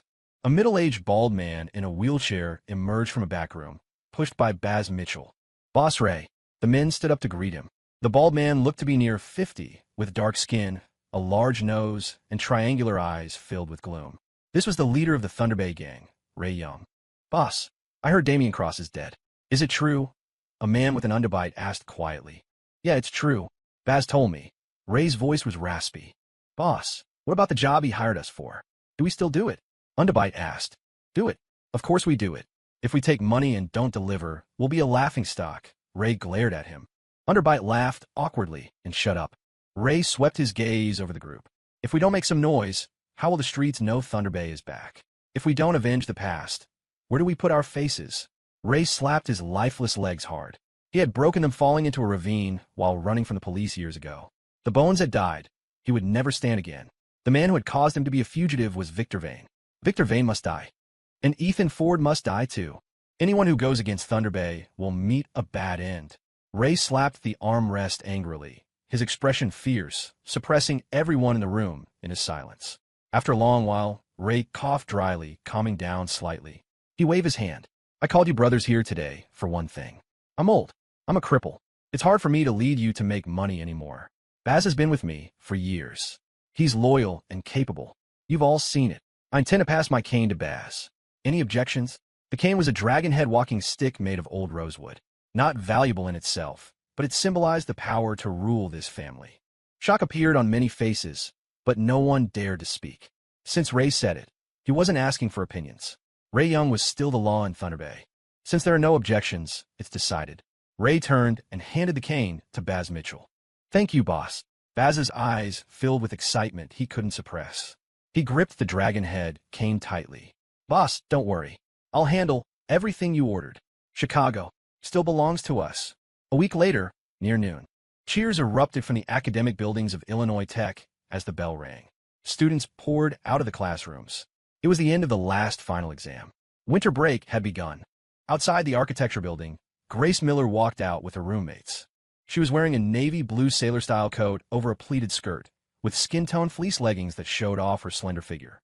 She radiated youth and beauty, turning heads as she passed. Grace, how did you do? That site design exam killed me. Chloe Jones linked arms with her. Are you questioning my genius? Easy, obviously, Grace said proudly. Chloe groaned. Of course, Miss Valedictorian. I am doomed. I have no confidence at all. Grace comforted her. Hey, look at it this way. If you fail, there's always the makeup exam. Chloe. Grace, if you can't say something nice, don't say anything. Dana laughed, covering her mouth. Haha. Don't overthink it, Chloe. What will be. Sue chimed in. Yeah, forget about it. Let's go relax somewhere. Maybe. Pick up some cute guys. Chloe huffed. I wish. Where are these cute guys? Hey, cute guy right here. A voice suddenly popped up from behind the four of them. Chloe jumped, startled. She turned around to see Wayne Tank Turner. Ugh, Tank, why are you here? Don't you have exams? Chloe asked, surprised. My major finished early. I'm here with Ethan, Tank said, looking a bit guilty. Grace narrowed her eyes at him. I feel like you came specifically to see Chloe. Grace, what are you saying? Chloe glared at her, blushing furiously. By the way, where is Ethan? Chloe quickly changed the subject. Grace looked around, but didn't see him. Yeah, Tank, where's that jerk? You said you came with him. Tank smiled mysteriously. Hee, sister-in-law. Ethan is waiting for you at a special spot. He said to celebrate you finishing exams. He has a big surprise for you. Grace paused. What surprise? Tank grinned mischievously. Ethan said if you asked, I should make you guess. So guess. Then, she put a hand on Tank's shoulder and said calmly, Tank, remember this. The roads are slippery and society is complex. Don't learn bad habits from that jerk. Do you understand? Seeing the murderous intent in Grace's eyes, Tank felt his hair stand on end. He swallowed hard. Cough, I understand. Spit it out. My patience is limited. Grace huffed. Okay. Ethan got you a giant teddy bear. It's hidden in the trunk. Tank confessed without hesitation. Grace's face finally softened into a smile. All right then. That jerk can be romantic sometimes. Chloe covered her mouth. Oh no. I smell public displays of affection coming. Dana saw enviously. TSK. Someone's getting gifts from her boyfriend again. And here we are, single as hell. Sigh. When will we get treated like that? PSH, it's not that special. Grace pretended to be nonchalant, but her sweet smile gave her away. Despite her words, her heart was melting. My Ethan is the best. Tank, lead the way. Take me to him. Grace commanded. Yes, your highness. Right this way. Tank acted like a loyal servant, gesturing forward. Chloe was amused. Tank, you have great potential as a lackey. If you want to experience it, I could be your lackey too, Tank joked. Chloe blushed and spat. I don't want that. Grace urged them on. Stop flirting, you two. You have plenty of time later. This made Chloe even more embarrassed. Oh, who's flirting? I'm not. Let's go. We want to see the gift too. Tank led the four girls to the parking lot. Sure enough, they saw Ethan's car. The black Mercedes S320 stood out conspicuously among the dozen or so Tauruses and Accords. Oh my God. OMG. Is that Ethan's car? Chloe's jaw nearly dropped. She knew Ethan's company was doing well, but she didn't realize how well. Just looking at the car, she could tell it was in a different league. Holy cow. That must be 70 or 80,000, right? Dana stared, clicking her tongue. Tank chuckled. 70,000 buys half of it. That car is over 100 grand. What? Over $100,000. The three girls shouted in unison, stunned by the price tag. Sue twitched her lips. In 1999, the average disposable income was like $6,000 a year. Monthly salary is barely $700. To buy this car, it would take a normal person 200 years. Grace, your boyfriend is loaded. I have to admit, I'm jealous. I want a boyfriend like that. Dana nodded dutifully. Yes. Me too. Grace, your guy is rich. Hearing them praise Ethan, Grace felt a little proud. She lifted her chin. Of course. The man Grace Miller chooses can't be bad. Chloe teased. All right, your tail is wagging up to the sky. Show us the gift. Grace turned to Tank. Tank, where is he? If he's not here, how we get the gift? I don't know. Maybe he went to the bathroom. But I have the keys. Tank pulled the Mercedes key fob from his pocket. Quick, open the trunk, Grace said expectantly, running to the back of the car. The other three girls followed, all staring curiously to see the teddy bear. A weird smile appeared on Tank's face. Ready? I'm opening it. Cut the crap, hurry up. Grace shot him a look. Tank pressed the trunk release button. The electric trunk lid rose automatically. Suddenly, boing, a round, dark shadow sprang out from the trunk. It was a disheveled, gruesome demon head. Ghost! The sudden appearance of the demon head scared the three girls out of their wits. They screamed in high pitch, instinctively hiding behind Grace, their legs trembling. Surprise! Ethan suddenly jumped out from behind a neighboring car. Grace gotcha. Ha ha ha. Ethan threw his head back and laughed triumphantly. He had been waiting to see Grace jump. But the next moment, his laughter cut off abruptly. Hmm. Grace grabbed the demon head, which was attached to a spring. She flicked it with her finger, watching it wobble back and forth. Ethan, you think this thing can scare me? It seems. You're still too naive. As soon as she finished speaking, Grace twisted her hand, and snap, she ripped the demon head right off the spring. This. Ethan and Tank sucked in a breath of cold air simultaneously. Tank clutched his own neck, as if it were his head being twisted off. Ethan, bro, I did this for you. You have to save me. Grace looked at Ethan with a smile that didn't reach her eyes. Nice one, Ethan. Playing spy games with me. You had Tank pretend to confess, so I'd lower my guard, then hit me with this big surprise, right? Oomph. I saw through it ages ago. Ethan laughed dryly. This counts as a surprise too, right? Grace weighed the head in her hand and looked at Tank. Tank, you and Ethan are brothers. You translate for me. What is a surprise? Translate for me. What is a surprise? What counts as a surprise? Tank wiped his cold sweat, laughing awkwardly. A surprise is when you are surprised and happy. Chloe patted her chest, still shaken. What the hell? That was just terror. Grace, get them. Yeah, I support you. I'll cheer you on. Dana shouted aggressively, wanting revenge for the scare. Grace tossed the head aside, clasped her hands behind her back, and walked up to Ethan. With the cutest smile and sweetest voice, she said, Ethan, if you don't give me a good explanation, how would you like me to deal with you? Ethan immediately adopted a defensive stance, quickly explaining. Grace, honey, let's talk. Tank translated it right.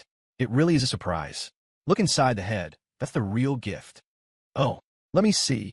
Grace turned back, picked up the head, pried open the toy's mouth, and saw a piece of paper inside. She pulled it out, unfolded it, and froze. Ethan. Is this real? Can we really? Grace looked at Ethan with a face full of anticipation. Of course. Isn't this one of your wishes? I told you.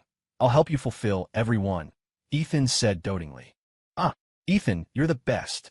Grace excitedly rushed over and hugged him, bouncing up and down like a child. This scene left the other three girls completely confused. Chloe looked bewildered. Grace, how did your face change faster than flipping a page? What kind of surprise makes you this happy? Grace, what is the surprise? Chloe asked curiously. Grace hopped down from Ethan and showed them the slip of paper. It had 2 lines of text. Future home design coupon. Issuer. Ethan Universe's most handsome Ford. Holder may redeem this coupon for an 8,600 square foot lot. Includes full budget for all design requirements. It's a house. Grace beamed. She had always wanted to design a home that belonged completely to her and Ethan. She just hadn't expected Ethan to procure an 8,600 square foot plot of land. Holy cow, 8,600 square feet. Are you crazy? Chloe's jaw dropped. Most people lived in apartments of maybe 700 or 800 square feet. This was 10 times that size. My God, that's a mansion. Ethan, buying this land must have been expensive, right? Grace worried. She was mainly concerned about whether spending so much money would affect his company's operations. Ethan patted her head and smiled. Didn't cost much. About $300,000. I saw someone selling it recently, so I picked it up. It was cheap. It was indeed cheap. The house was located on Emerald Point, an old industrial residential island area. The existing building was a dilapidated pre-war structure. Ethan had bought it just as it hit the market. Few people were buying those old, rundown properties right now, and Emerald Point was considered a bit desolate and far from the current downtown core. The price he paid was incredibly low, something like $40 a square foot. But no one could guess that in 20 years, Emerald Point real estate would skyrocket to averages of over $2,000 a square foot, a 50-fold increase. Just this one plot of land would be worth over $15 million in 2 decades. Of course, besides this lot, Ethan had his eye on core areas in other cities: New York, Los Angeles, San Francisco. As West Ford Group grew and net profits exceeded $10 million, he planned to allocate funds to acquire more fixed assets as an investment in future appreciation. The domestic real estate market was about to take off. He wouldn't become a developer, but that wouldn't stop him from positioning himself for the future. $300,000? That's not much. Chloe covered her mouth in shock. Is it a lot? Buying now is cheap. I advise you all, if you have money, buy a house early, Ethan smiled. Chloe rolled her eyes helplessly. Mr. Moneybags, do you think we're all rich like you? Do you know how expensive houses are? It takes my dad 2 months of salary just to buy 1 square foot. Ethan chuckled. If you don't buy now, in a few years, it might take a whole year's salary to buy 1 square foot. Chloe sighed. Forget it. I can't even think about it now, let alone later. Anyway, Grace, can you take us to see it? I want to see what an 8,000 square foot house looks like. Grace said generously. No problem. I need to scout the site to design it anyway. Tomorrow is the weekend. Let's go together. Oh yeah, awesome. The three girls cheered. Grace turned and linked her arm through Ethan's, asking coquettishly, Ethan, do you have time to take us tomorrow? Bring a camera and measuring tape. I want to take pictures and measurements so I can start drawing the blueprints. Sure, I don't have anything going on. I'll take you all tomorrow, Ethan said lovingly. Yay, great. I love you, Ethan. Grace spun around in excitement, her smile radiant and heart-stopping. He watched her, his eyes filled with affection, a relieved smile on his lips. Designing a future home for the two of them was Grace's wish. She had majored in architecture specifically to design this home. To fulfill her wish, Ethan wouldn't hesitate to spend millions. As long as she was happy, it was all worth it. In this life, he didn't want to leave any regrets. Perhaps, he just wanted to make up for the regrets of the past. Gurgle. Grace's stomach suddenly protested. Ah, it done. I'm hungry. Let's go eat. Grace hung on to him like an accessory. Okay, look at you starving. Let's go eat. Ethan laughed. Are you girls coming? He looked at Grace's roommates. Chloe refused immediately. I'm not going just to watch you two be lovey-dovey. Oomph. Dana and Sue nodded in agreement. Right. We refuse to be third wheels. They just wanted to give Grace and Ethan some space alone. All right then, we're off to eat. Grace said happily. Ethan patted Tank's shoulder. Tank, trouble you to drive. Yeah, no problem. How can I miss out on good food? Tank licked his lips, looking eager. With Tank driving, Ethan and Grace sat in the back. The Mercedes pulled away under the gaze of the crowd. Inside the car, Grace held Ethan's hand and suddenly asked, Ethan, why did you suddenly think of buying a house for me to redesign? Tell me, do you have ulterior motives? Ethan chuckled mischievously. What ulterior motives? You're overthinking it. I just thought about having a home for the future. Somewhere we can have 3 meals a day. And sleep in. Sleep in. Grace paused. Why emphasize that? Yeah, I want a big bedroom. That way, we can make sure we really enjoy the mornings, Ethan whispered with a grin. You know, rise and shine. Rise and shine. Grace suddenly realized what he meant. Her face turned apple red instantly. Ethan, you are so annoying. Grace blushed, pounding her small fists on his chest. If I don't believe you. This jerk really dared to say anything. But, was she afraid of him? She wasn't scared. Ethan caught her small fists and said cheekily, What? Do you doubt my stamina? Grace, having experienced the rain and clouds of Wushan, wasn't as shy as before. She blushed, stiffened her neck, and said, Yes, I doubt your ability. Unless you prove it to me tonight. Tonight? Your place or mine? Ethan Ford teased, a mischievous glint in his eye. Ever since Grace Miller had been caught by Mary Ford coming out of Ethan's room that one morning, Mary had been relentlessly pestering him about when he'd bring Grace home again. She was acting like a mother-in-law eager to see her daughter-in-law. Go to hell. Grace shot him an embarrassed glare, her cheeks flushing. The two of them continued to whisper sweet nothings in the back seat, leaving Wayne Tank Turner, who was driving, feeling thoroughly bored and exasperated. Hey, you two, cut out back there, Tank grumbled. Have some mercy on the single guy, all right? We need protection too. You guys are just chatting away in your own little world. I'm bored out of my mind driving this thing. Ethan squeezed Grace's hand and quipped, Tank, nobody told you to stay single. If you got the time to complain, go find yourself a girlfriend. I'm certainly not stopping you. A girlfriend? My girlfriend must be missing in action. I can't find her anywhere. Who knows which future mother-in-law's house she's hiding in right now, Tank joked. Grace ruthlessly exposed him. Oh, come on. Haven't you and Chloe been getting along pretty well lately? I seem to remember someone taking Chloe out for dinner last week. Are you going to deny it now? Tank's face turned a deep shade of red, and he stammered. We just grabbed a bite as friends. It was nothing. Grace covered her mouth, giggling. All right then, if you say so. I'll be sure to pass that exact message along to Chloe. Don't. Please don't. That's not cool. Tank hurriedly pleaded. See? Now you're nervous. Grace lectured him like a seasoned pro. Tank, honestly, if you like her, just go for it. Why are you dragging your feet? You're not making pulled noodles here. Tank let out a dry laugh. Since when did our school beauty become a relationship expert? I'm not listening to you. Hey, if you don't listen to the voice of experience, you're the one who's going to lose out, Grace said, feigning an air of wisdom beyond her years. Ethan reached out and pinched her cute nose, laughing. Look at you. acting like a little know-it-all. Leave him be. That's their business. If it's meant to be, they'll find their way to each other naturally. Fate is a mysterious thing. Once you meet the right person, that's it for life. It's all destiny. Grace stuck out her tongue. I'm just trying to give them an assist. Besides, even Cupid takes a nap sometimes. What if he shoots the wrong arrow? Sometimes the person you meet isn't necessarily the right one. Ethan's heart trembled slightly at her words. It was true. Who could ever really know if they had met the truly right person? Wasn't he a living example of that lesson? Ethan nodded with a rare seriousness. Grace, you're right. From the driver's seat, Tank suddenly asked, Ethan, tomorrow, can I tag along? Of course you can. Why?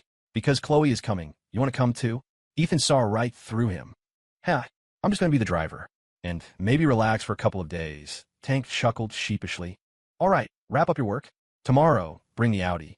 We'll start from a neighborhood and head to Emerald Point for a 2-day trip, Ethan said, waving his hand. Haha, no problem. Tank replied happily. After the three of them had lunch, Ethan and Grace spent the afternoon shopping. They bought all sorts of camping gear and equipment, tents, cookware, portable gas stoves, along with plenty of food and snacks. Although the old houses on Emerald Point were still standing, they had been abandoned for a long time. The area was remote, and the utilities had been cut off. Without camping gear, staying overnight would be impossible. Plus, Grace wanted to watch the sunrise over the river from the point, so the gear would definitely come in handy. Emerald Point was a small landmass situated in the river, covering a significant area surrounded by water on all sides. The scenery was excellent, and locals often used the nearby banks for leisure. The river sunrise was particularly famous. Since Grace wanted to see the property and check out the surrounding environment to design their future house herself, Ethan was more than happy to grant her wish unconditionally. By the time they finished stocking up, it was already dark. Ethan drove them back to the Mill residential compound. After they went upstairs, Ethan held her hand and asked with a grin, so tonight, want to sleep at my place? Grace blushed and glared at him. Keep dreaming. My dad called me home for dinner. Ethan smiled helplessly. All right then, we'll talk about it later. Grace gave him a shy, exasperated look. Talk about your big head. Hurry up and go back. I have to go eat. She let go of his hand, spun around in a circle, and smiled sweetly. Bye-bye, my dear Ethan. With that, she opened her door and slipped inside. Ethan shook his head and sighed. Looks like I'm sleeping alone in an empty room again tonight. Poor me. On the other side of the door, Grace put down her keys and called out, Mom, Dad, I'm home. She could hear the sound of cooking from the kitchen, accompanied by delicious aromas. Lily Miller walked out with a dish, smiling brightly.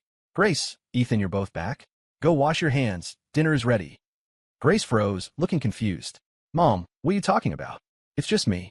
Ethan went back to his place. What? Just you? The smile on Lily's face instantly stiffened. Oh, Grace, you two are always stuck together like glue. Inseparable. I thought if you were coming back for dinner, you'd bring Ethan with you. Lily glared at her. Grace pouted and muttered, How was I supposed to know you wanted him for dinner? All right, Lily. Let's just eat. There will be plenty of chances another day, George Miller said, coming out with a bowl of rice to mediate. Lily shook her head. Fina, it's just a shame. I made so many dishes today. All right, I'll set some aside now. After we eat, you go ask Ethan if he wants a late-night snack. I'll save some for him. Grace's eyes widened in shock. Mom, you don't have to do that. I never got this kind of treatment before. Lily said righteously. What do you mean? Don't we always save food for you? Grace, those are leftovers. George couldn't help but laugh. Okay, hurry up and wash your hands. I can't control your mother right now. Grace pursed her lips and dashed into the bathroom. When she came out, she looked at the dining table and was even more surprised. 5 dishes and a soup. My God, this is a feast. They usually only ate this well during the holidays. Roast beef, garlic green beans, clam chowder. Mom, these are all Ethan's favorites. Where's my favorite? Grace paused. It's all good food. Why differentiate who likes what? This child, so big and still a picky eater. Lily wiped her hands on her apron and scolded. Grace, Mom, are you really my biological mother? Great, I finally understand what a double standard feels like. All right, sit down and eat. George sat down and waved her over. Grace sat and spooned herself some soup. Lily took off her apron and sat next to her. As Grace drank her soup, she suddenly felt 2 pairs of eyes staring straight at her.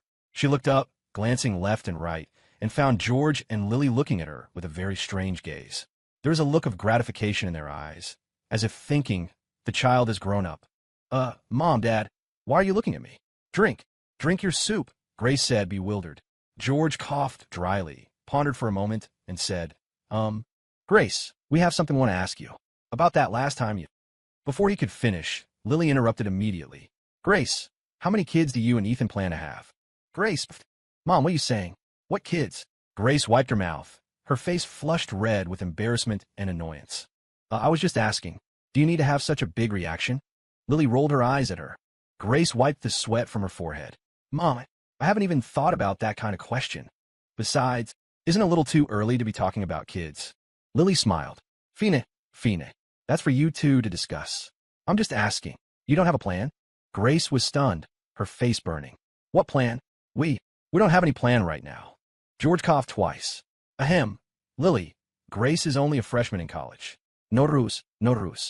Hearing this, Lily didn't push the issue further. Forget it. Let's just eat.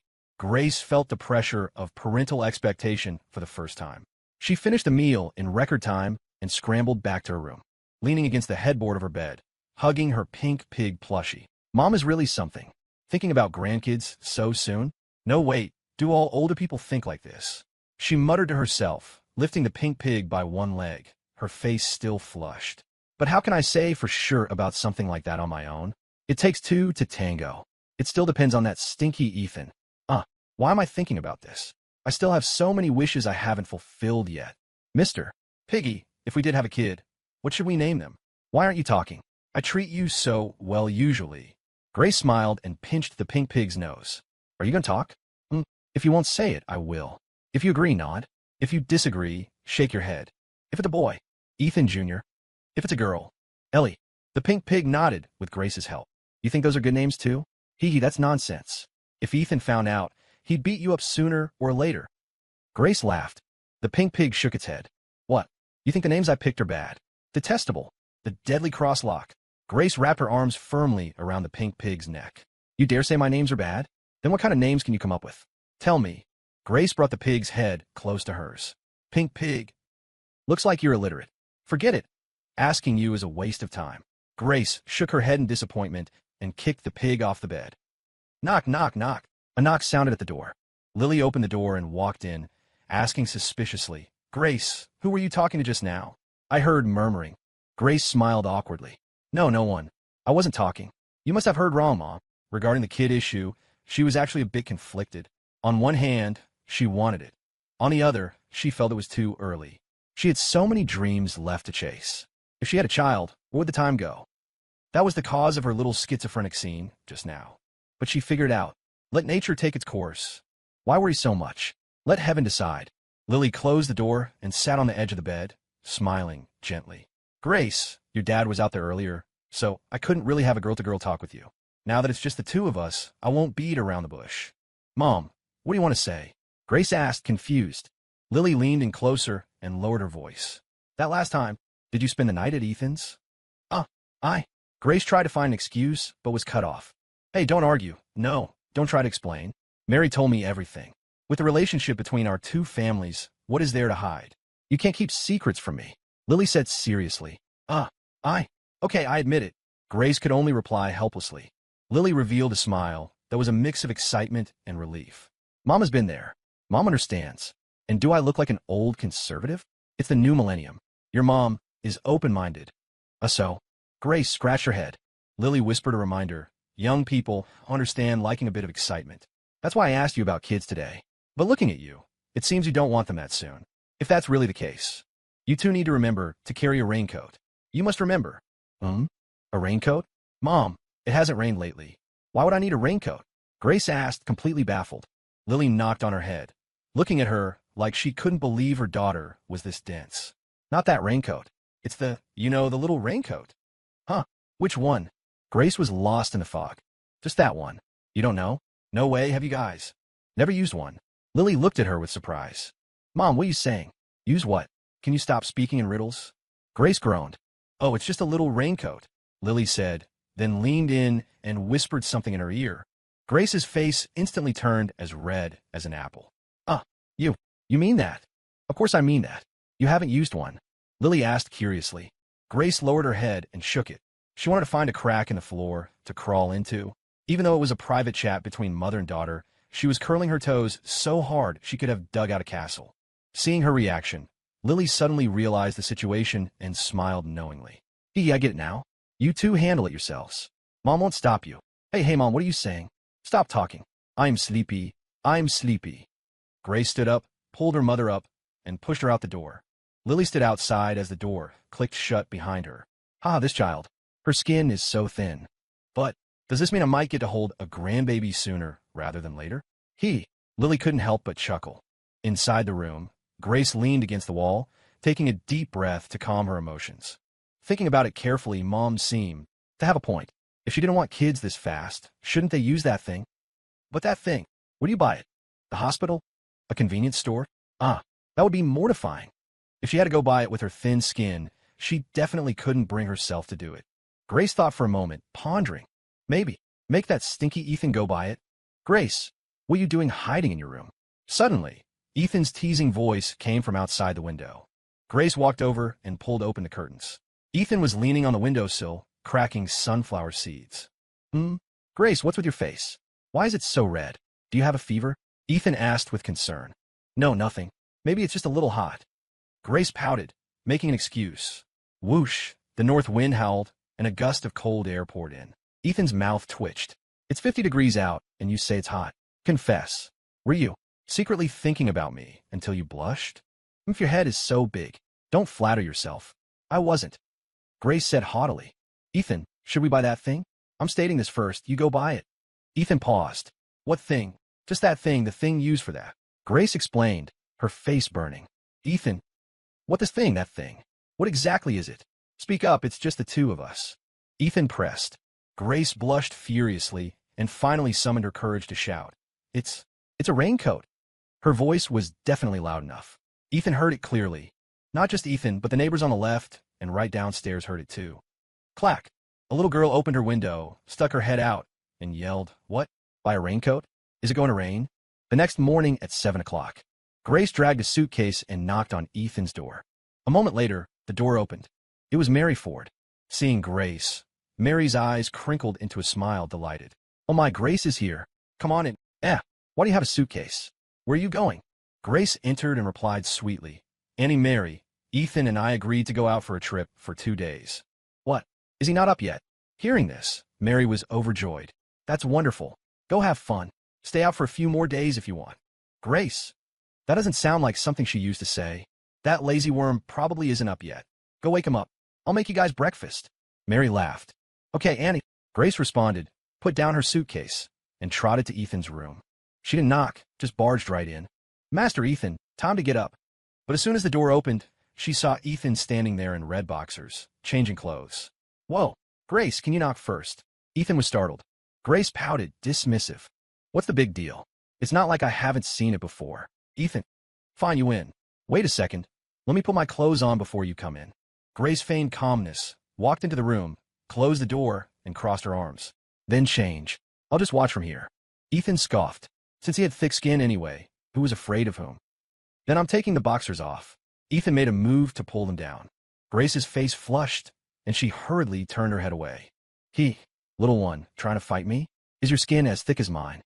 Ethan laughed shamelessly. You're thick. Your skin is the thickest. Oomph. Grace huffed. A moment later, Ethan finished dressing and patted her shoulder. All right, I'm decent. Grace finally turned back to see Ethan fully dressed in a black wool coat, looking quite elegant. The stinky guy is actually a little handsome. The kind that grows on you. Suddenly, Ethan stepped close, pinning her against the door with both hands, bringing his face close to hers. Ethan, what are you doing? Grace stiffened against the door, afraid to move. For peeking at me just now, I have to give you a little punishment. Ethan smiled. As soon as the words fell, he lowered his head and kissed her. MH. Grace's eyes widened. Her cheeks instantly dyed with a blush, her little heart beating so fast it felt like it would jump out. Just as Ethan's hands were about to wander, Mary shouted from outside. Grace, Ethan, come out for breakfast. Ethan reluctantly let her go, scraping her little nose and whispering with a snicker, Little one, let's see if you dare be so arrogant next time. Grace blushed and glared at him. What? Does stinky Ethan want to rebel against me? Reverse joint lock. Oh, it hurts. Let go. Her Highness Grace is invincible. After breakfast, Ethan checked the time. It was almost 8. Mom, we're heading out. We probably won't be back until the day after tomorrow. Ethan grabbed his luggage and called out to his mother. Mary walked out holding a feather duster, smiling broadly. Oh, no rush, no rush. Is 2 days enough? You can stay out for a few more days. Ethan's mouth twitched. Why did it feel like his mom couldn't wait to kick them out? Okay, we're going then, Ethan said, helping Grace with her luggage as they left. Downstairs, they got into the car. As soon as Grace sat in the passenger seat, she asked, blushing, that thing we talked about last night. Did you buy it? Ethan grinned mischievously. I ran out last night to buy it. It's in my pocket. Want to see? No, I won't look. Who wants to see that thing? Grace turned her head away in embarrassment. Hee hee. We'll need it sooner or later anyway. Ethan laughed wickedly. Grace shyly slapped his shoulder and glared. Just drive the car. Ethan started the engine, and the Mercedes left the neighborhood, heading to UIC to meet Tank. At the entrance of the University of Illinois at Chicago, Ethan saw Tank and Chloe eating bagels. Tank was driving Ethan's old Audi A6. Ethan pulled up in front of them and greeted, Hello, Tank, Chloe.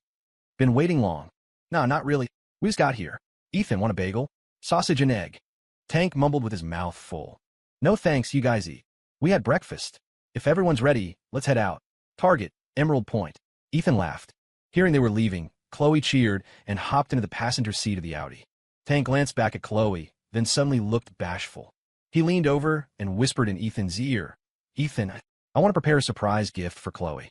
I already bought it. When the time comes, I need you to back me up. Ethan's eyes lit up, and he teased. All right, Tank, you learned fast. Looks like you've got feelings for Chloe. Don't worry, as your bro. I support you 100%. What are you two whispering about? Grace suddenly leaned over, trying to eavesdrop.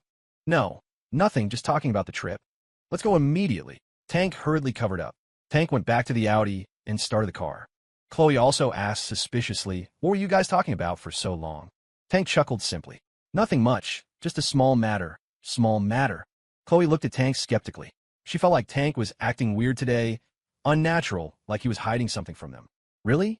You guys aren't planning some prank again, are you? Chloe suspected. Tank straightened his face and said righteously, How is that possible? Do I look like that kind of person? Chloe pondered for a moment and nodded. You don't look like it. You are it. Tank.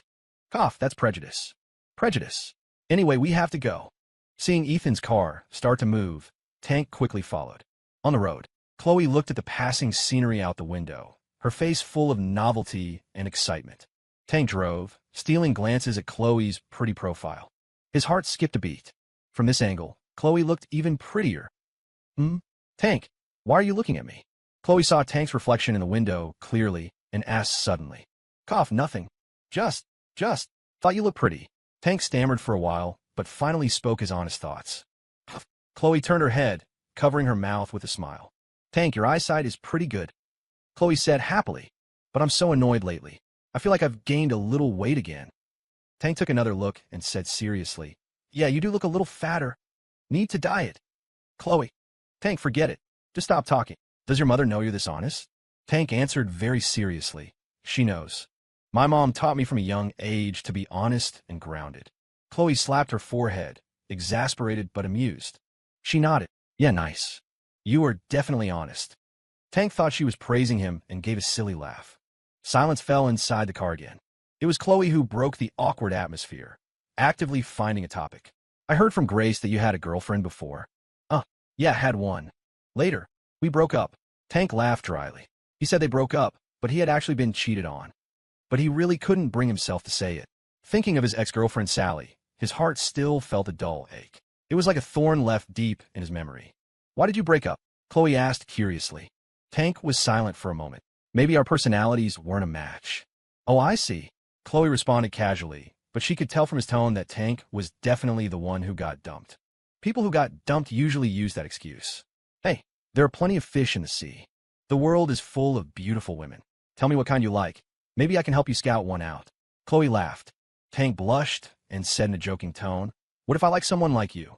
Chloe's face turned red, and she turned her head away. What are you saying? What's good about me? I'm crazy all day long. Tank laughed foolishly. Being crazy is good. You don't hide things in your heart. It's cheerful. Living like that is clearer. Being praised, Chloe felt a little sweetness in her heart. But on the surface, she pretended to be reserved. I'm not as good as you say. But inside, she started to wonder secretly, Does Tank really have feelings for me? Does he? Doesn't he? To be honest, she kind of liked this silly big guy. He was real. Even if he didn't know romance or sweet talk, sometimes his clumsiness was cute. She didn't know why the word cute would apply to a big grown man, but it was the only word that fit. Crap, why am I thinking about this? Chloe turned her head away blushing, not wanting Tank to see her red face. Chloe, actually, you really are great, Tank said suddenly. Anyway, in my heart, you're a really good girl. I just said you didn't know sweet talk. Looks like I have to take that back. But I mean it. All right then, I'll take it as a compliment. Huh. Chloe laughed, and Tank laughed along with her. He dropped his left hand and squeezed the left pocket of his jacket. Inside was a small box, the gift he wanted to give Chloe. He was thinking of using this trip to close the distance between them. Hopefully, everything goes smoothly. Meanwhile, Ethan dropped his left hand to his pocket, fingers brushing against the box of condoms he had stashed there. He smirked to himself. With this trip, maybe he and Grace could finally take things to the next level. Hopefully, he could find the right moment. Stinky Ethan, what are you laughing at? Why do you have that sleazy grin on your face? Grace turned to glare at him. Doi. How can an upstanding gentleman like me smile sleazily? That was a smile of pure sunshine. Ethan argued with a straight face. Sunshine? Do you think I'm blind? It was clearly sleazy. Tell me, are you thinking dirty thoughts? Grace interrogated him. Absolutely not. That is slander, pure and simple. I'll sue you for defamation. Ethan declared righteously. Grace reached out and pinched his thigh. Ow. Grace, why did you pinch me? If I know you too well. You're just making excuses. I'll deal with you when we get there. Grace huffed. Ethan chuckled mischievously. Deal with me? How exactly do you plan to deal with me? Actually, I know all the positions you like. Grace's face burned crimson, and she shot him a warning look. Ethan Ford, I think your skin is itching for a beating. I'm ignoring you. I'm a villain. About an hour later, the two cars crossed the bridge and entered Emerald Point. Once inside the point, scattered self-built houses and a few old villas were visible, but the rest was largely overgrown and undeveloped. No one would have guessed that this inconspicuous little island would, 20 years later, become the most expensive real estate in the city, the premier district for the wealthy. In the future, high-end gated communities, villa clusters, hospitals, schools, large leisure parks, and golf courses would rise here, becoming the city's crowning jewel. Rich people would fight tooth and nail just to buy a property here. Ethan drove halfway around Emerald Point to the northwest corner. From here, looking west, one could see the surging river. Looking east, the city skyline, a perfect blend of river view and urban landscape. This location was the core of the core. The car slowly pulled into a dilapidated estate. The perimeter was walled with red bricks, roughly plastered with cement, looking very simple and unfinished. Inside the estate stood 3 red brick houses. Each footprint was about 2,000 square feet, and with a courtyard, the whole property was nearly 9,000 square feet. These houses were clearly from a previous era, long since abandoned. The owner, a middle-aged man in his 40s, had inherited the property. Because his business was losing money and he needed cash fast, he had listed it for sale. The houses were currently uninhabitable, and the yard was overgrown. Combined with his urgent need to sell, Ethan had managed to snag it at a bargain price. This was one of the largest lots in the area. Knocking it down to rebuild would definitely result in one of the premier mansions on Emerald Point. The cars parked in the desolate courtyard. Ethan stepped out, and Grace followed close behind. Ethan looked at the 3 rundown structures before him and smiled. Grace, this is it. This is our future home. Grace looked around in shock. It's so big. Big? It's okay. It's not like it's an acre or anything. Ethan smiled. He had seen luxury estates around the world that spanned dozens of acres. He could afford those too, but it wasn't necessary. Living in a place that huge wasn't always a good thing. An acre? Ethan, what are you dreaming about? I don't want to live somewhere that huge. Grace shook her head. True, this size is a bit cozy, but it'll do. Rebuilding it into a new villa should be nice. Ethan laughed. You call this cozy? Grace slapped her forehead. Ethan, isn't this too expensive? I feel like it's too much. Ethan gently pulled her into his arms, speaking dotingly. It's not expensive. Not at all. My dear Grace, this is a special gift for you. A future home for you to design with your own hands. In the future, us, our parents, our sons and daughters, we'll all live here. From now on, this home is in your hands. Grace's nose tingled, and tears welled up in her eyes. She nodded heavily. I'll put my heart into designing it. Designing a house of their own had always been one of her big dreams. The fact that Ethan had spent a fortune to buy this land specifically for her to design moved her deeply. She secretly vowed to turn this future home into something perfect. Silly girl, why are you crying? Ethan chuckled softly, comforting her by patting her head. If I'm just happy. Grace wiped away a tear, broke into a radiant smile, and hugged Ethan tightly. The two stood there, locked in a tight embrace. Hey, you two start rubbing it in as soon as you get out of the car, just ignoring the two single dogs here. Chloe teased, walking over quickly. Ethan, maybe we should step aside? Tank followed, asking. Grace quickly let go of Ethan. Her cheeks flushed, but she still maintained her haughty attitude. If you're capable, why don't you two show off some PDA too? Chloe glanced back at Tank and spat. Show off what? There's no opportunity. If there's no opportunity, you can create one. Right, Tank? Grace hinted heavily. Tank's face turned red, and he stammered, well about that. My sister-in-law is right. All right, while it's still light out, let's split up and take some photos. Grace needs to sketch a floor plan and record the house and surroundings to help with her design later. Ethan changed the subject to save Tank and Chloe from the awkwardness. Ethan, I'll go with you. Tank was the first to raise his hand and shout. Tank's urgency made it obvious something was up. The two girls didn't understand and looked confused, but Ethan knew exactly what was going on. He nodded. Sure, Tank can come with me to take photos. They grabbed the cameras from the car. Ethan and Tank started documenting the property from the left side of the house. What's up with them? Why are they acting so mysterious? Chloe asked, puzzled. Who knows? That stinky Ethan is definitely hiding something from me too. Grace's intuition was razor sharp. Whatever, forget them. Grace, I saw the scenery outside is beautiful. Let's go take photos by the yard entrance. You have to take some glamour shots for me. Chloe dragged Grace away. Meanwhile, Ethan and Tank arrived at the side of the house and watched the two girls exit the gate. Ethan, do you think, if I suddenly give Chloe a gift, will she be weirded out? What if she rejects it? Tank whispered, looking worried. Ethan handed him a cigarette and scoffed. Tank, chasing girls requires thick skin and a bold heart. First off, if your skin isn't thick enough, how are you going to chase Chloe Jones? Relax. Just give it to her. Whether she accepts it is her business, but you have to take this step. Tank thought about it and felt it made sense. Doing something was better than doing nothing. If he didn't make a move, was he expecting the girl to make the first move? All right, Ethan, I'll listen to you. Tank nodded solemnly. Ethan lit his cigarette and asked curiously, by the way, what gift are you giving Chloe? Let me see. Tank pulled a box out of his pocket. It was a blue and white box with English writing on it and a lipstick logo on the side. Lipstick? The packaging looks pretty fancy, Ethan observed. Tank scratched his head sheepishly. I found out last time that Chloe's favorite makeup is lipstick, but she doesn't have much money and has been saving up to buy a new one. I went to an import store specifically to find this for her. It's some foreign brand. Estee something. I don't really get it, but the owner said it's very popular abroad. It wasn't cheap either. This one tube cost over $100. Ethan was surprised. Nice work, Tank. You really invested this time.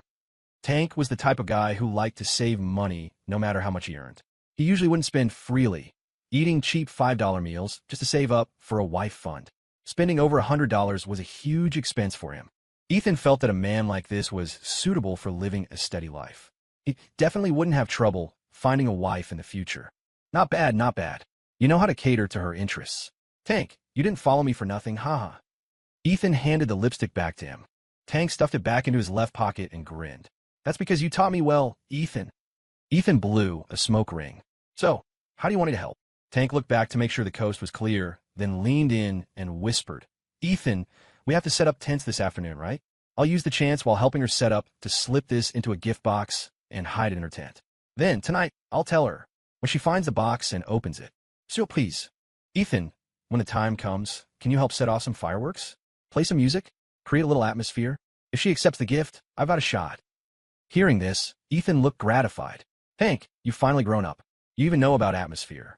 You didn't waste your time doing that grand opening marketing back in the day. This small stuff is no problem. Leave it to me. As your big brother, it's my duty. I just hope you find a good home. Tank. A home? Why does that sound weird? Like I'm a stray dog being adopted? Then I'm counting on you, Ethan. Tank solemnly shook Ethan's hands in gratitude. Haha, no problem. Just go for it. Ethan patted his shoulder encouragingly. The two of them discussed the details of the plan while snapping photos of the house. They photographed the entire environment of the plot and even went upstairs to take many shots, capturing the full scope of the property. In the blink of an eye, it was noon. The four of them regrouped, spreading a picnic mat in the overgrown yard to eat the takeout they had brought. "You two finished taking pictures?" Grace asked Ethan. "No problem. We're on a job, don't worry.